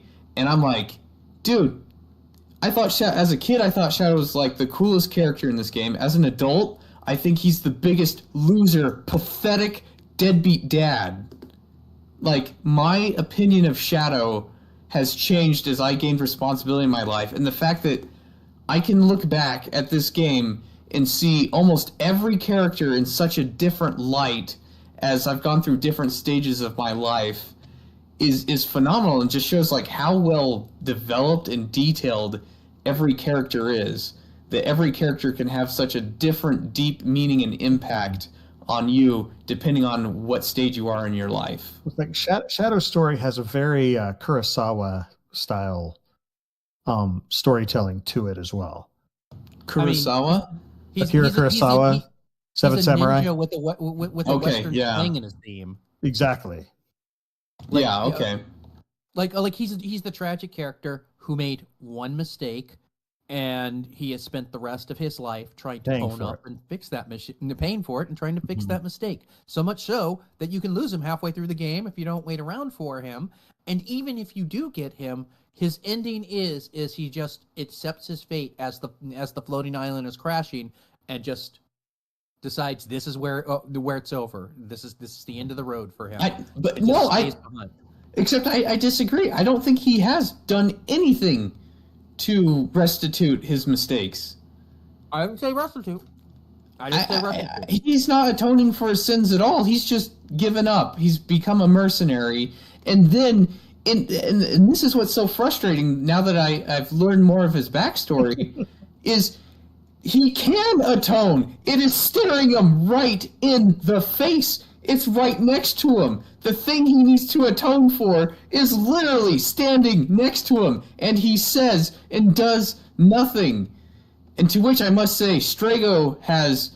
And Strago, I thought he was just a kooky old man growing up. And now I see him, I'm like, man, he is the most patient and understanding and respectful person that... Like, Strago has every right to go up to Shadow and just rip him a new one. And yet he doesn't. And he just keeps giving him the chance to fix his life. And is just make sure that he's there. So if Shadow ever decides to man up and become a friggin' man, he's right there for him if he ever decides to do it. Even though Shadow doesn't do it in the game, and that pisses me off. Lunasaur, if we could get you to be a little more sincere next time and just tell us more your actual feelings on things. Can I tell you guys something? I completely misread the entire story the first time I went through it, and I thought Shadow was Realm's mom. Like I thought Shadow was the mom, and that blew my mind in and of itself. And then years later, it's like, nope. ADD kicked in, and I just missed a line of dialogue that was probably important somewhere. Oh well. Wow, that's yeah, that's quite the mistake to make. Yeah, like way, like I was just like, oh, well, that's less exciting than what I thought. Because like in my mind, it was always like, it was always like the mom that went away to protect the child, and then she'd just like show up, and she was just like ever present and around, but could never say, I'm your mom, because I invented some stuff in my head when that was going on. Like half of that was probably my own brain running with that storyline. And then you grow up and you start and you have the Final Fantasy VI wiki. I was like, oh. Well, and the thing that's interesting is I'm talking about this whole storyline, but it's never actually like directly said in the game ever. Like there's all these flashbacks that it's enough for you to put it together. But they never actually outright say it. But I love how the final clue that just seals it as, yes, this is what this is, confirms it as absolute canon, is in your equipment menu. Because Realm comes with the Memento Ring, which at one point is explained that this is her mother's ring, and she's the only one that's allowed to equip it, and it protects her from status effects.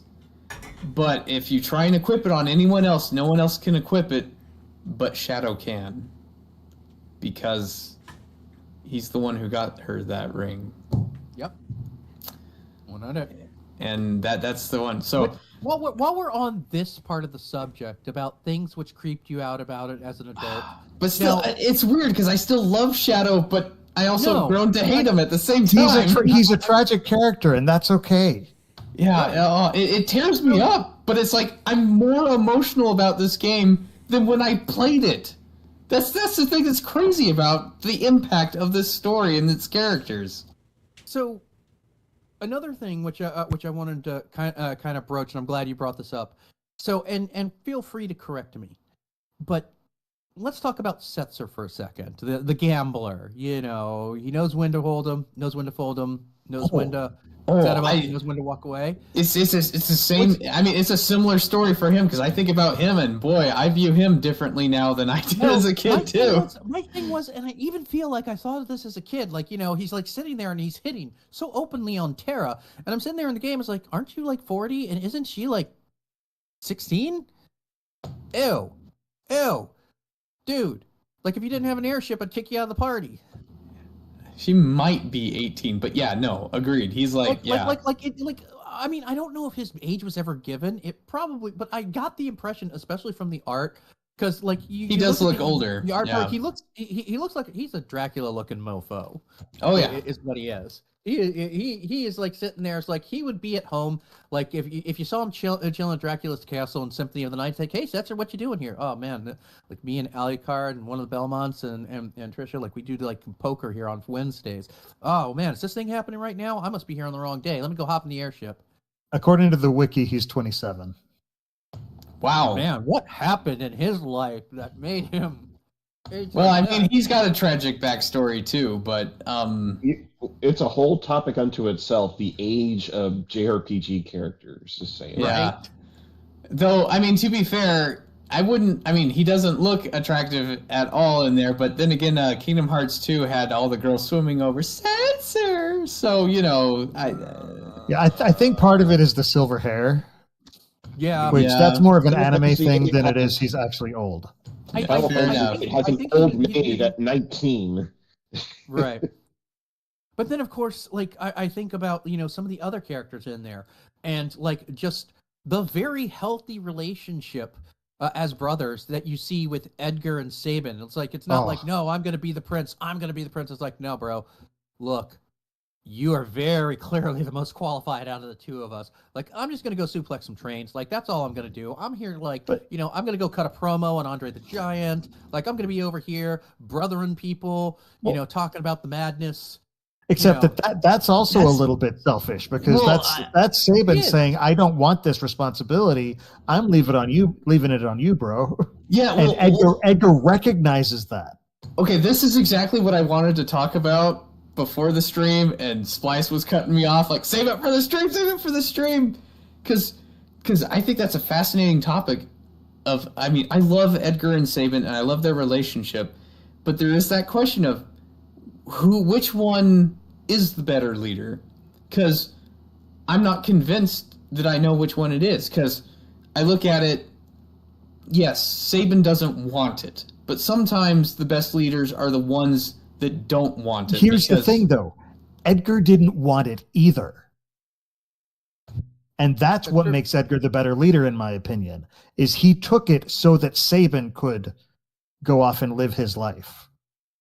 Neither of them wanted the responsibility. I would argue, though, is that it's not necessarily like which one is the better leader and which one didn't want it more, which one wanted it more. For me, they're two sides of the same coin. Like, Edgar is the better head. Whoa, that's, I mean, it's literally kind of in that game. It's intentionally. But Edgar is the better head of state. He's the better person who you put up there. He's your politician. He's the king. Sabin, on the other hand, he's the guy that you follow into battle. He's like sitting there, it's like, well, bros, I don't know what's going to happen. There's a big, big crazy horde of monsters over there. I'm going to go over there. I'm going to punch him in the face. I'm going to see what's happened. You guys with me? Let's do it. I guess if I had to put it, I'd say Sabin's the heart and Edgar's the brain. I wouldn't even say that I would necessarily follow Sabin into battle, but I would trust Sabin to get whatever job he's given done. That, and also, if I had to determine whether I was being told the truth, like whose word should I trust, I would trust Sabin's over Edgar's, because Edgar's. I mean, it's the politician. He's more of a politician than Edgar than has Sabin. shown himself to be not trustworthy Yes. multiple times. And he's a bit of a womanizer too. I mean, the very first time you meet him, he is playing the part of an Imperial sympathizer. Yep. Yeah, that's true. He's absolutely playing the game of diplomacy, Splice style. When you play the Game of Thrones, you get a drill. What? Oh, it's one of my things I just made up. And I've got a chainsaw too. I got that for Christmas. Okay. Also, For the record, I just want it on the record that playing diplomacy my way is the way to win. I don't Also, auto crossbow is absolutely hacks, and I love it. yes. Yeah. And real quick, I want to just throw out here the bromance that buds between Sabin and Cyan was just chef's kiss. Like I enjoyed the fact that these two that this old soldier and this young guy who's like, nope, I don't need a weapon. I'm just gonna punch things and pick them up and throw them and suplex them and stuff. That they just seem like they were just peas and carrots. Excuse me, I What? believe you mean Sabin and Mr. Thou. Mr. Thou. No. But we can't really get through any comprehensive talk of Final Fantasy VI without addressing the big romantic thread in there, which would of course be Locke and Celis. Yeah. True. I mean, look, again, this is the all-time game, and I've referenced the Opera House and just that theme of the Opera House. Don't let me go, Locke. I'll always be here for you. Like that was it for me. Like that was as a kid. That was my Aerith getting stabbed moment. The really emotional thing. And like I would hold that up to all of the romantic threads throughout Final Fantasy as one of the better ones. Agreed. Celis is a very compelling, not damsel character. Like she just shows up and she's a general and she's just like, yep, and I got magic, and I got a sword. But she also shows a vulnerability. It's really like she's a very Right. complex character, and I love that. Honestly, I mean, if you think about it, as far as JRPG characters, I think she's about the only one I know of that tries to commit suicide. If you Yeah. play it a certain way. That's true. That's true. I mean, that's true. If you do that minigame right and Sid lives, she doesn't do that, right? Mhm. Right. But then you don't get the clue that Locke's still alive if he survives. I mean, for anyone listening, the reason why she tries to commit suicide is because at that point in the world of Ruin, she literally is alone on an island with no one, and she probably starts going a bit crazy. It's a very Castaway sort of thing, especially because she's there with one other person who she develops a deep connection with, and if you don't play the minigame right, he dies, and she's just completely and utterly in despair. Yep. She's lost all of her friends. She's lost the battle, and The world is over. She doesn't know if Exactly. anyone's alive. Yeah. I mean, from her end, she's been stuck on this island since the end of the world. And like, not, she doesn't know if any of her friends are alive. She doesn't know if anyone's alive. And that goes back again to the storytelling. And and from the beginning, they set these two up. And you are invested at that point because Locke doesn't actually show up until a good portion into the world of Ruin. Well, and again, Oh yeah, That's he's one of the purely last optional. ones you'd go to. Yeah. Yeah, like everyone else, like you can do in certain orders, but Locke, he shows up after a specific event. Like it's not like you go find him; he comes and finds you. Oh, and here's the scene we were talking about earlier, Splice, where Kefka poisons the water and kills everyone in this castle. Which is They considered poison the unpleasant. water hole. Well, I remember which playing this goes to what I game. was saying earlier with Celeste. She thought Kefka killed everyone on the friggin' planet. Yeah, So, Mhm. I mean, yeah, that's the reason why people take Kefka seriously, because homicidal maniac to the extreme. The trope you're and looking with for the- is omnicidal maniac. Well, and with Yes. the power to actually enact his plans.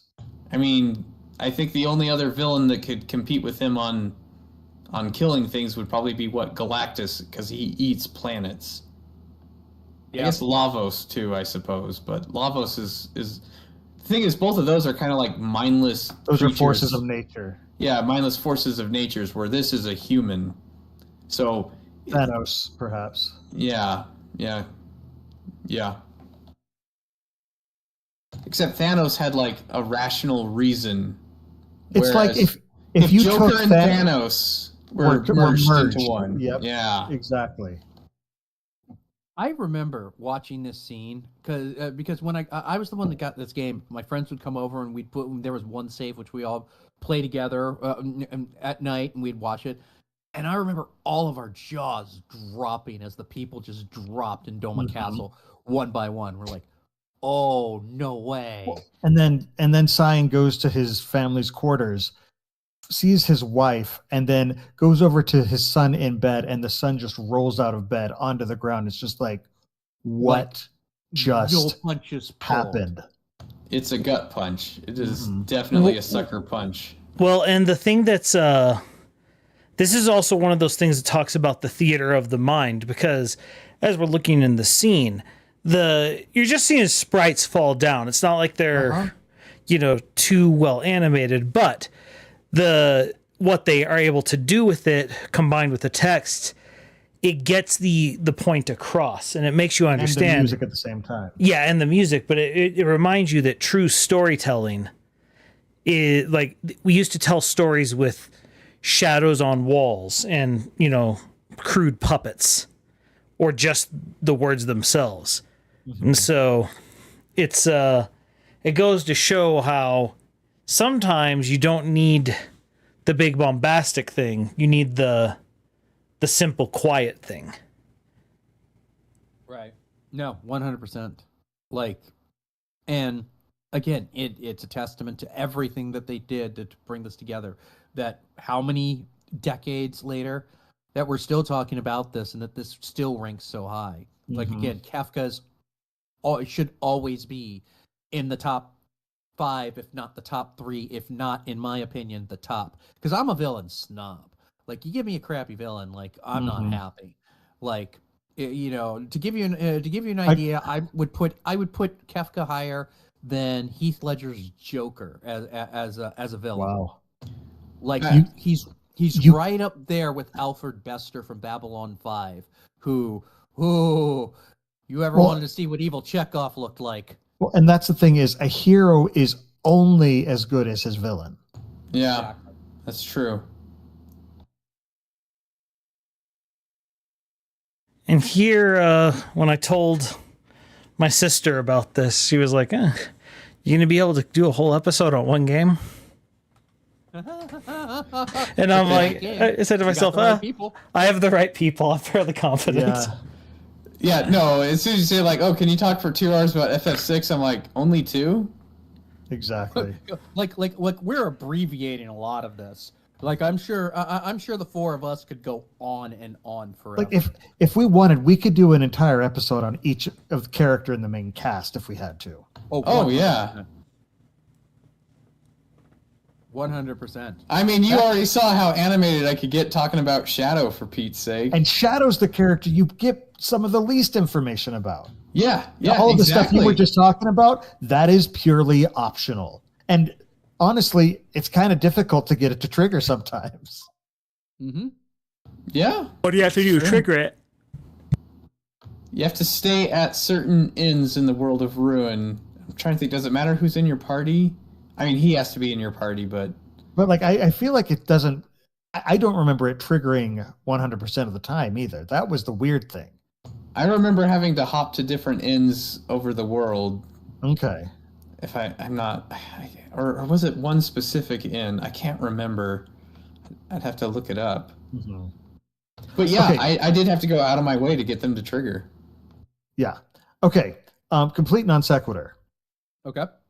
Talking about side quests, there's one that drove me absolutely bonkers because I looked it up and I did everything it said and it didn't work, and I didn't realize until after the fact why it didn't work. The Cursed Shield. Do y'all remember the Cursed Shield? I remember the curse shield. Yes. Okay. I don't. Explain the cursed shield. The cursed shield is an item that you easy. get, and there's an item that you get, and it is one of the only ways to learn a particular spell.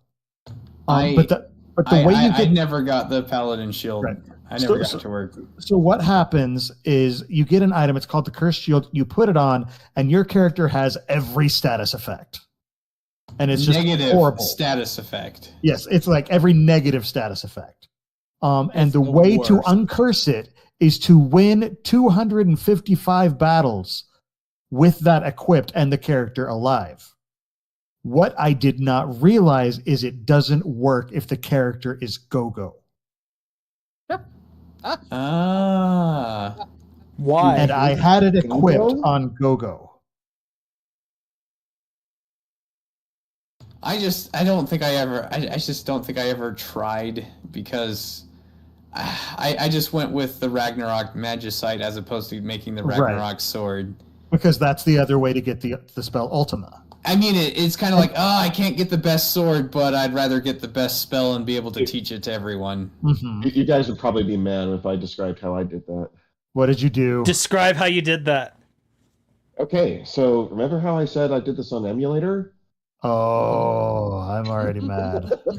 Oh, goodness. I'm not So Did you put it on frame skip 9 or something?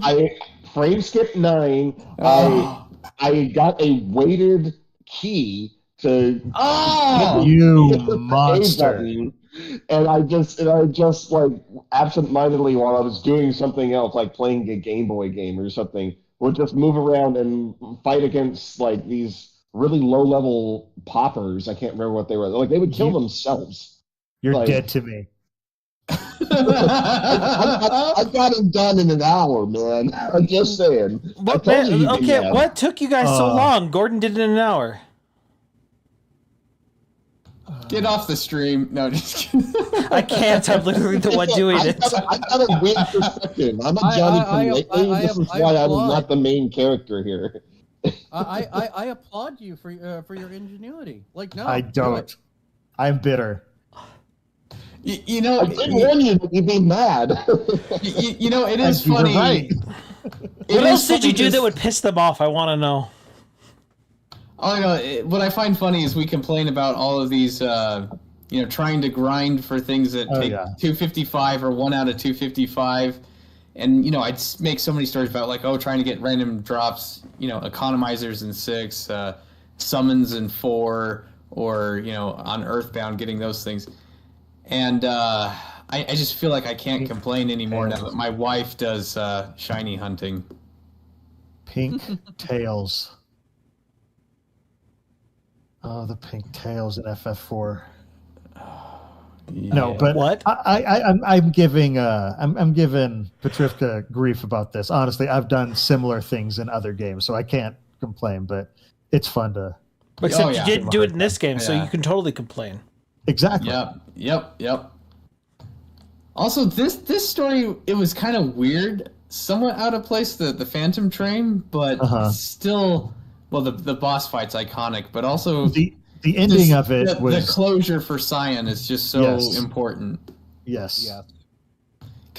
Especially because after everyone dies for Cyan, you see him run out and just shout to the enemy, "I am the retainer, come at me!" Like he's just he just wants to go out in a blaze of glory. Like he's pissed. He pulls I mean, the come at me, rightly. bro. Yeah, and I'll take you Cyan- on. in a lot of ways, I mean, you think about it, Sabin right here, he saves Cyan from falling into a pit of despair of which there is no return. Yep. Like, Sabin's heart, I love Sabin. Sabin's actually, he was always, like, my favorite character. Like, in this game, you get to choose who's in front. Like, you kind of choose who your main character is. And I always chose Sabin. Because I don't know. It's funny when I look back of like the characters that I like or my own personality. It's kind of weird that I almost wonder if you think it's weird that Sabin was my favorite one that I always chose. Jock? But I love Sabin. He's great.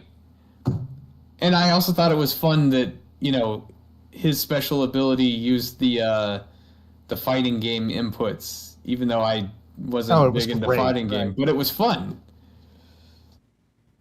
And that was another thing I loved, is each character was very, very distinct, even in combat. Yes, each one had their unique ability that no one else had.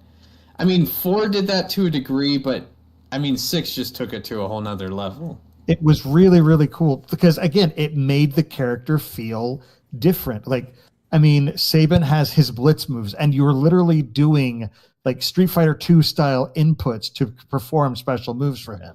Yeah, it's like for him, like Hadouken actually is a Hadouken for him. Yeah. Well, it's more like a Kamehameha than a Hadouken, but It's a level 9. It's a level 9 light spell, no matter what. Yeah.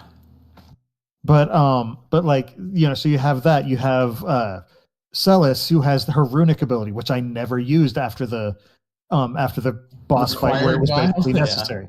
But it was still very cool. It set her apart. You have Edgar with his tools. You have Gao doing his whole learn rage thing, where he learns abilities from monsters and then goes into a berserk. Like, you basically tell him to go into rage, and then you don't control him. He just starts acting like the way the monsters do and doing their abilities. Some of them insanely, like, for example, out of nowhere, he fires a laser.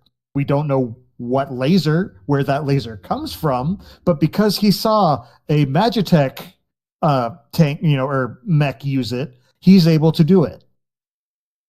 Cyan has his samurai abilities, like a realm. She paints monsters and has her paintings come alive to attack them with their own abilities. It's fascinating.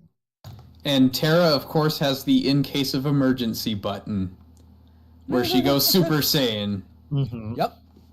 And the longer you wait to use it, the longer it'll last. So I always had her in my party, and I'd only use it for like tough bosses, and she just never become used invisible. Going back a step, can we talk about Gal's story? Oh, heartbreaking. Gal's is heartbreaking. Which is just basically the story of Tarzan. Yep. Turned up to 11. That he was just a kid that was left out in the wild. He was raised by monsters. The reason why he's called Gal is because that's what that's the sound he makes. Mm-hmm. You eventually find out that he does have a living relative in the world who is like this rich person. You go and you dress him up and you try and get him to be and like just gets completely rejected, and he realizes that the family is that his real family are the people around him who accept him for who he is. Yep. A wigged out, mulleted wild kid in leopard skin. Yeah, I mean, the fact that there's that whole side. I mean, I guess that would be a side quest. I mean, but that was a story side quest. I guess there wasn't any like power payoff. There actually were a lot of things like that. Yeah, no, there were a lot of. I guess the side quests. It was a lot of it was stories and it was heartbreaking because it's kind of like you track down Gao's father. Well, you meet Gao's father at the very beginning before you meet Gao. That's true, you do, but you don't know he's his father at the time. Suplex the train right here. There we go. Bam. Most iconic boss moment in all of Final Fantasy. So wonderful. But but then when you realize that's his father, and you talk to him, you show him, have him meet, and just have him just mostly deny, kind of admit to it, and then deny it. And the story is that his mother dies in childbirth. Yeah, and he just and the father goes crazy. Yeah, he loses it. Views his son as a monster that killed his wife. And so he leaves his son on the veldt to go be with the monsters, and he becomes Monster Boy. Fun, huh? No, Gao is a character who I didn't ever have in my party just because I didn't like how he was in combat. Oh yeah. But he was a very interesting character. Like, and you could say that for almost anyone in this character, even a good portion of the side characters. Like, I would maybe play a prequel where you got to find out more about Leo, because I always felt like Leo was like, man, if only we could have kept him. Like, maybe. Oh gosh, we all wanted to. I mean, before trying to bring Aerith back from the dead, we were trying to bring Leo back from the dead. Let's be honest. Well, it's funny you should mention a way that. to do it. Yeah. It's funny you mentioned. I don't know if you guys know him. Huang made a video on that exact thing. It's an interesting video. I might have to go check it out. But like it's interesting. Of all the characters, one of the characters I had in my party a lot of the time, because I did like how he was in battle, is a character with some of the least character development. That's Mog. Yeah, I loved Mog in my party too. Yep, Mog is Moogle. Even though, like, he had the downside of, I guess when you used a dance, you lost control of them, but they were still so useful, and you can choose which one. They were very potent. And Water Rondo was one of the best ones, and you really had to go out of your way to get it. But the problem, this little cutesy, like bear stuffed animal thing, that was basically a mob boss if you read his dialogue. You know, he was all about like leaning on people, and the reason why he knew Amano was his freaking muscle. Umaro, yeah. Well, he was the muscle. Like, he was basically this stuffed animal cutesy mob boss. And I do have a Next. I do have a stuffed animal Mog because why not? He's adorable. Yeah.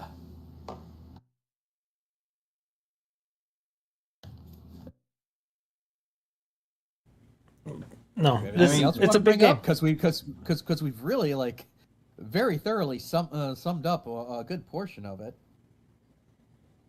I think we got the important stuff. No, there's still a ton that we haven't even done. Oh yeah, but like we barely mentioned the insanity that is Dancing Mad, and that final boss fight, which just wow. Well, yeah, well that, and also what about it? All I know is I was looking for sprite work for Kefka's like final boss fight, and what I saw was something that I've never seen a sprite the size of before. The triple phase. It's an Eldritch horror that takes up 4 screens. So how does that boss fight work? So you start off at the bottom, and so the very bottom is the first part, and then you move up to the second part, and the third part, and then Kefka is the angel that comes down in the fourth part. But it's hard to do it justice because the other part of it is that there's that, but the music, the way it's set up, the entirety of the music is that there is a first section, and it loops over, and it loops, and you get the first second, then you move to the second section, and then it just finishes up that loop, and then it goes seamlessly into the next version, and then it's the same thing with the third, and then when you finally get up to the top, it goes that silent, and you get just like that really big, big pipe organ reveal, and then it just goes into the whole hard rock, and like hard rock for 16-bit, and then that just sets the tone, because that is, well, like when you think of the word battle music, like that's it right there. Like there's a picture of those notes in the dictionary right next to that term. The other thing that's interesting about that final battle is, before you get to the final battle, you've split your party into 3 groups. Yeah, because it's 3 dungeons in one. Yes. And so when then you finally get to the end, and when you actually and that's actually the impetus of why you need to recruit as much as you do. Yes. You realize if you have less than 12 people, you can't have full parties. But wait, the thing is, you have these 4 different phases, and after you beat each phase, your characters kind of move up this Eldritch horror that we were talking about. Yep. And any character that is unconscious when you beat a phase is removed and replaced with the next one down the line. Yeah, you make like before you start the fight, you make a list of the 12 in the order that you want them to be. Yes. And so if one of your strongest characters is dead or is unconscious and you haven't brought them back before you beat that phase, you've lost them. They're gone. Yeah, they're out of the battle. Like, not story-wise or anything, but you can't use them against the harder phases in the battle. So you've got to kind of figure out, okay, can I keep these people alive? And if not, where do I place my power hitters?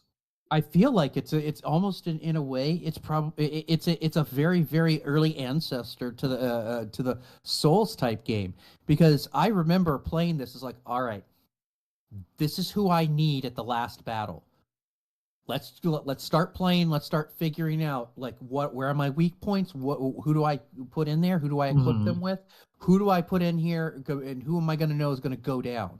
And like there's also a bit of luck to that, because sometimes it's like, no, I need you to die in this phase so I can get the next person. Well, like you can have your characters trained up, but also any equipment, you can't share it amongst them. And so all of your best gear is on certain characters. And well, yeah, and you got to split up to get through this final dungeon, because it's like, if you have your A team, you know, because usually you pick like your characters that, oh, these are my favorite characters, and they're super strong. But if you do that and just leave them as, you know, like your A team, then you'll have to put in a B team that's like super weak to go through this entire dungeon, and then you have a C team, which you probably put the Moogle charm on, but they still have bosses. The Moogle charm makes it so that you don't get into combat. You don't get into combat, random encounters, but you still have to deal with bosses with the C team. So it's like, do you split up your A team to spread them out? Or like, you know, that's a strategy you have to come up with to just get through the dungeon, let alone fight the final boss. Well, I mean, I also... Go ahead, Baggins. I was going to say, they kind of train you for that, because there are a couple of moments where you have to split your party into multiple groups, and it's kind of not a tower defense, but like a mob rush where you have to get through and then face a final boss. But it's set up to the point where if you do set up your A team, you can rush them to the boss if you do it right. See, my thing is that I didn't experience what you guys are explaining here, because once again, I had 99 economizers, so everyone just got an economizer and everyone learned Ultima. So do you want to guess how I got through those dungeons? You nuked everyone. Yeah, exactly. Like if you've got the most powerful spell in the game, and everyone's at 99 MP, and it costs 1 MP for cast, and you've got 4 people in the party, you know, do that math. Like, nothing was standing in the way. It's like, all right, Ultima, Ultima, Ultima, Ultima, go. Ultima, Ultima, Ultima, Ultima, go. Ultima, Ultima, Ultima, go. But you only have one gym box. Or do you? Well, you have one gym box, but Go-Go could mimic the gym box. True. So I'd have an economizer and the gym box on Terra, have her cast Ultima twice, and then Go-Go at no MP cost would mimic. Yeah. Ooh, so wonderful. This is actually now something I'm interested in saying before we wrap up. Before we wrap up here. Who you going into final form Kefka with? Who's the last 4 that you want in there when Angel Kefka comes down? Sabin, Terra, Shadow, Go-Go. Baggins? Really? Sabin, Terra, Cyan, and Edgar. Patricia? It was for me. It was Terra, Cyan, who did Umaru, because I was a weird Umaru stan, and I just Umaru gets more grief than he needs. He was potent. I love Chaos and Celeste. Actually, I think Celeste is great. Yeah. For me, it was Terra, Locke, Celeste, Sabin. Interesting. See, I think we all had Terra, and there was more Sabin representation than I expected. One of the things that was really interesting about this game, though, is because you could equip your party members with certain espers, and each time they leveled up while equipped with that esper, they would get stat boosts to certain stats. So you could kind of mold your party to be the way you wanted it. For me, Sabin ended up being my spellcaster. like not intentionally, but just by the time I got there, I had been, because I was basically just trying to get everybody to learn every spell, and so I'm like Yeah, same cycling them here. through. And Yeah. Saban was always in my party, and so he knew all the magic. Yeah, same here. See, for me, it was obviously I just told you, like, I had an economizer on everyone because one MP a spell. Why not go for Right. it? And you got an economizer on everyone. Everyone's your spellcaster at that Well, point. I mean, And then- both 6 and 7, everyone's your spellcaster. Right, but with my thing is that one of the reasons Saban was there throughout the game is I'm also an old fighting game stan. So like I just sit there and like just spam all of his moves because I've been playing Street Fighter and all of that Well, I mean, up into coming into that, and that's Well, just that- like my jam, especially you know? especially Well, with that, and they were powerful and didn't use any MP. well, especially with once he got Fire Dance and Wind Slash, because and those are Bum Rush? free powerful AoE attacks, and then Bum Rush is just let's drop the guy. Yeah, like I mean, Oh, yeah. Saban for a meathead jock, like he was the all arounder. You know, he was the everyone man. You know who he was? If you're a wrestling fan, you'll get this. He was Brock Lesnar. I don't get it. I don't He get kind it. of looked like I'll Brock take Lesnar. your word for it. Look I'll up a take your picture. Look up a picture of Brock Lesnar, who is a very famous professional wrestler and also was a world champion UFC fighter. And he kind of looks like Saban without the See, rat tail. Physically, I always pictured him as Johnny Bravo. You know, I find it interesting just how much we like Saban, because I know of my group of friends, I was the only one that liked Saban. Seriously? Yeah. In fact, my good buddy, his favorite character, and I noticed none of us listed him, was Setzer. And it's like he absolutely loves Setzer, and it's funny because he's like, I love Setzer because he's a free spirit, and you know, the spirit of freedom, and get the airship and free, you know, and it kind of went from there. And it's interesting because I'm like, and this is my opinion of Setzer as an adult's changed, because I'm like, you know, for someone who's all about freedom, his primary goal when you meet him is that he wants to kidnap a woman and force her to marry him. Yeah, that really screams freedom to me. Are you really? You know, like I don't know. It was weird. It was weird. It was very weird. The whole game's weird, but what can you do there? Well, that, and especially considering like his backstory is that he lost his love, and I'm like, so you overcome that by trying to kidnap an opera singer? Very Phantom of the Opera. Yeah, very Phantom of the Opera indeed. Yep. So yeah, I didn't really care for Setzer because he was a free spirit gambler. Because I don't know, that's not my thing. I'm not.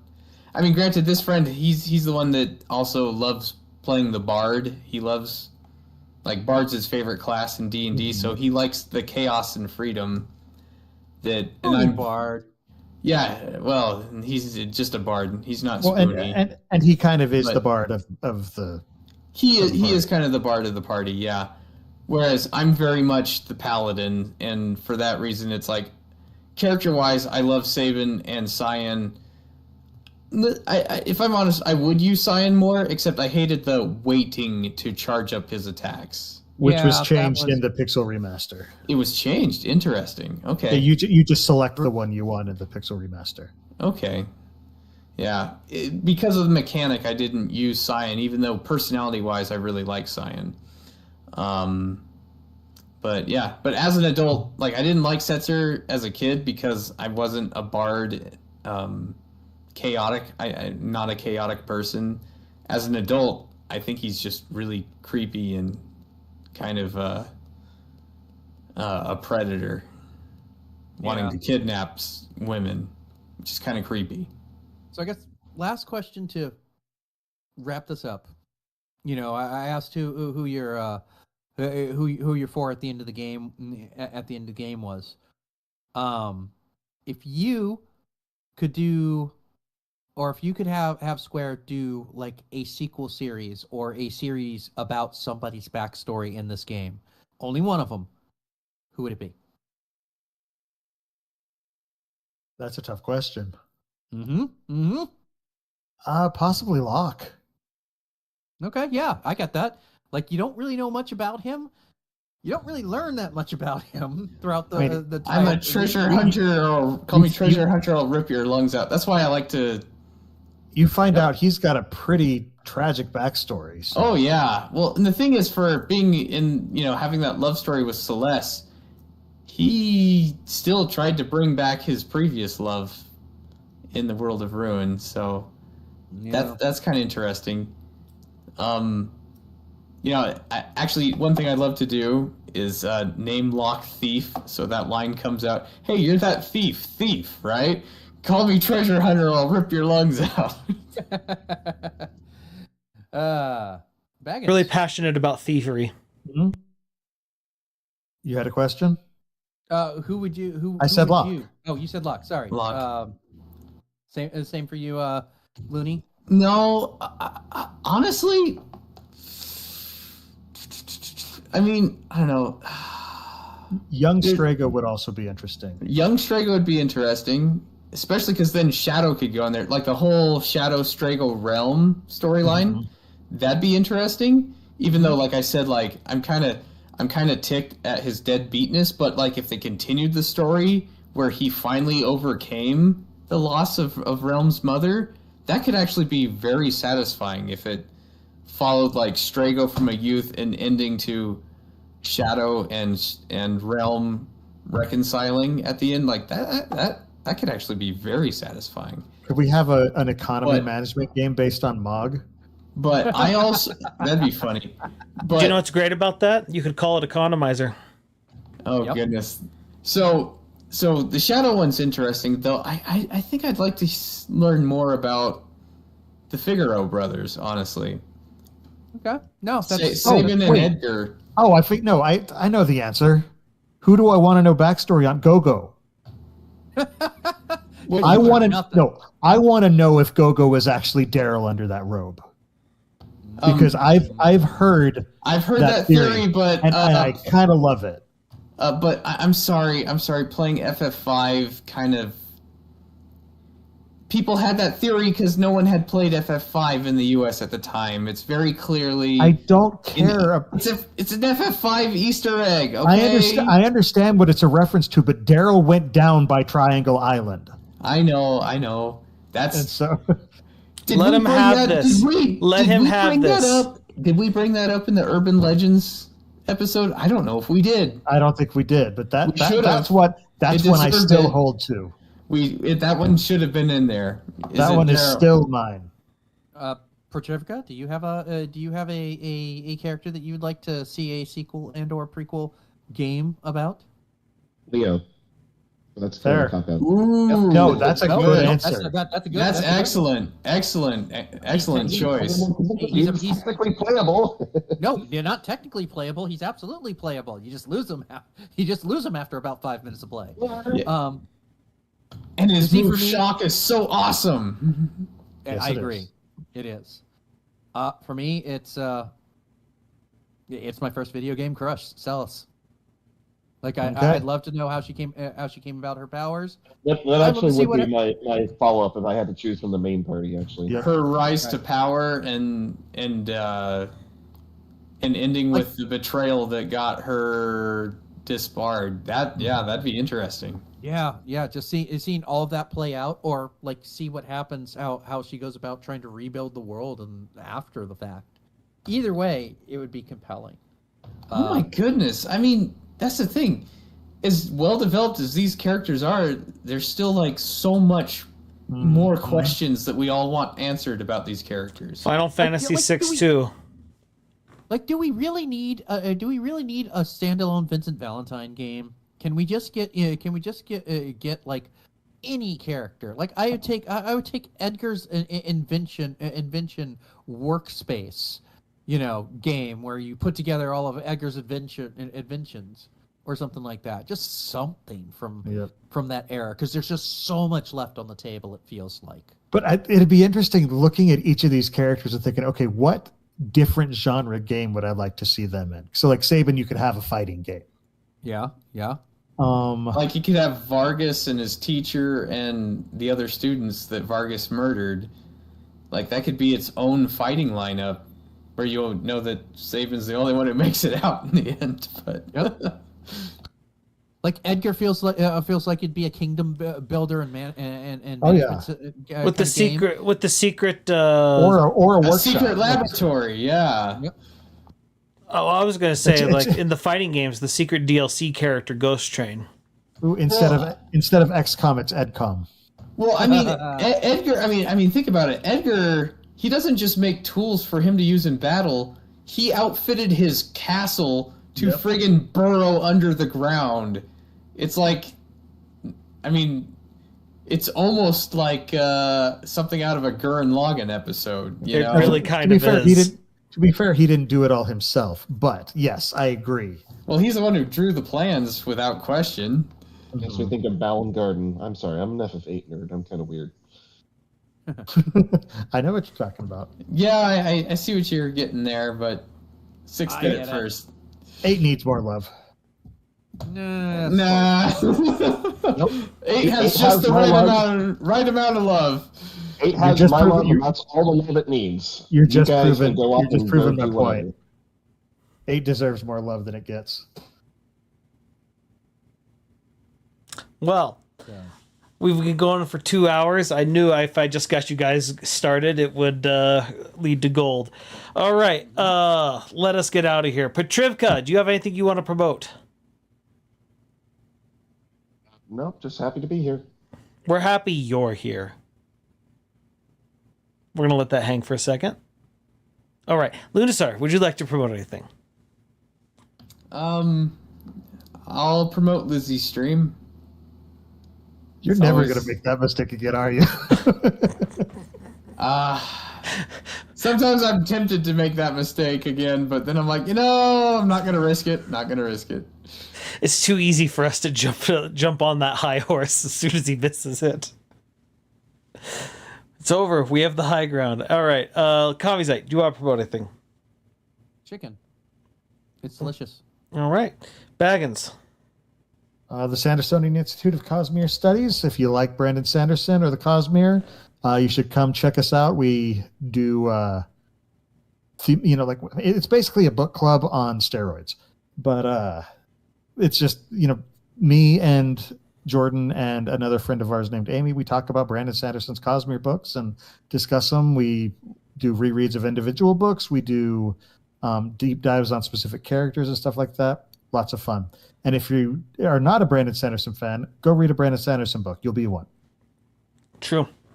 All right. And you can find me on my stream this Saturday. We're doing another episode of The Quizzard, which I'm very proud of. Our first test stream of it, I think, went rather well. And so I'm looking forward to seeing after we get some of the kinks ironed out if it goes even better. So please show up Saturday morning starting at 9 a.m. Pacific, noon Eastern. Oh, man. Well, much like Kami and his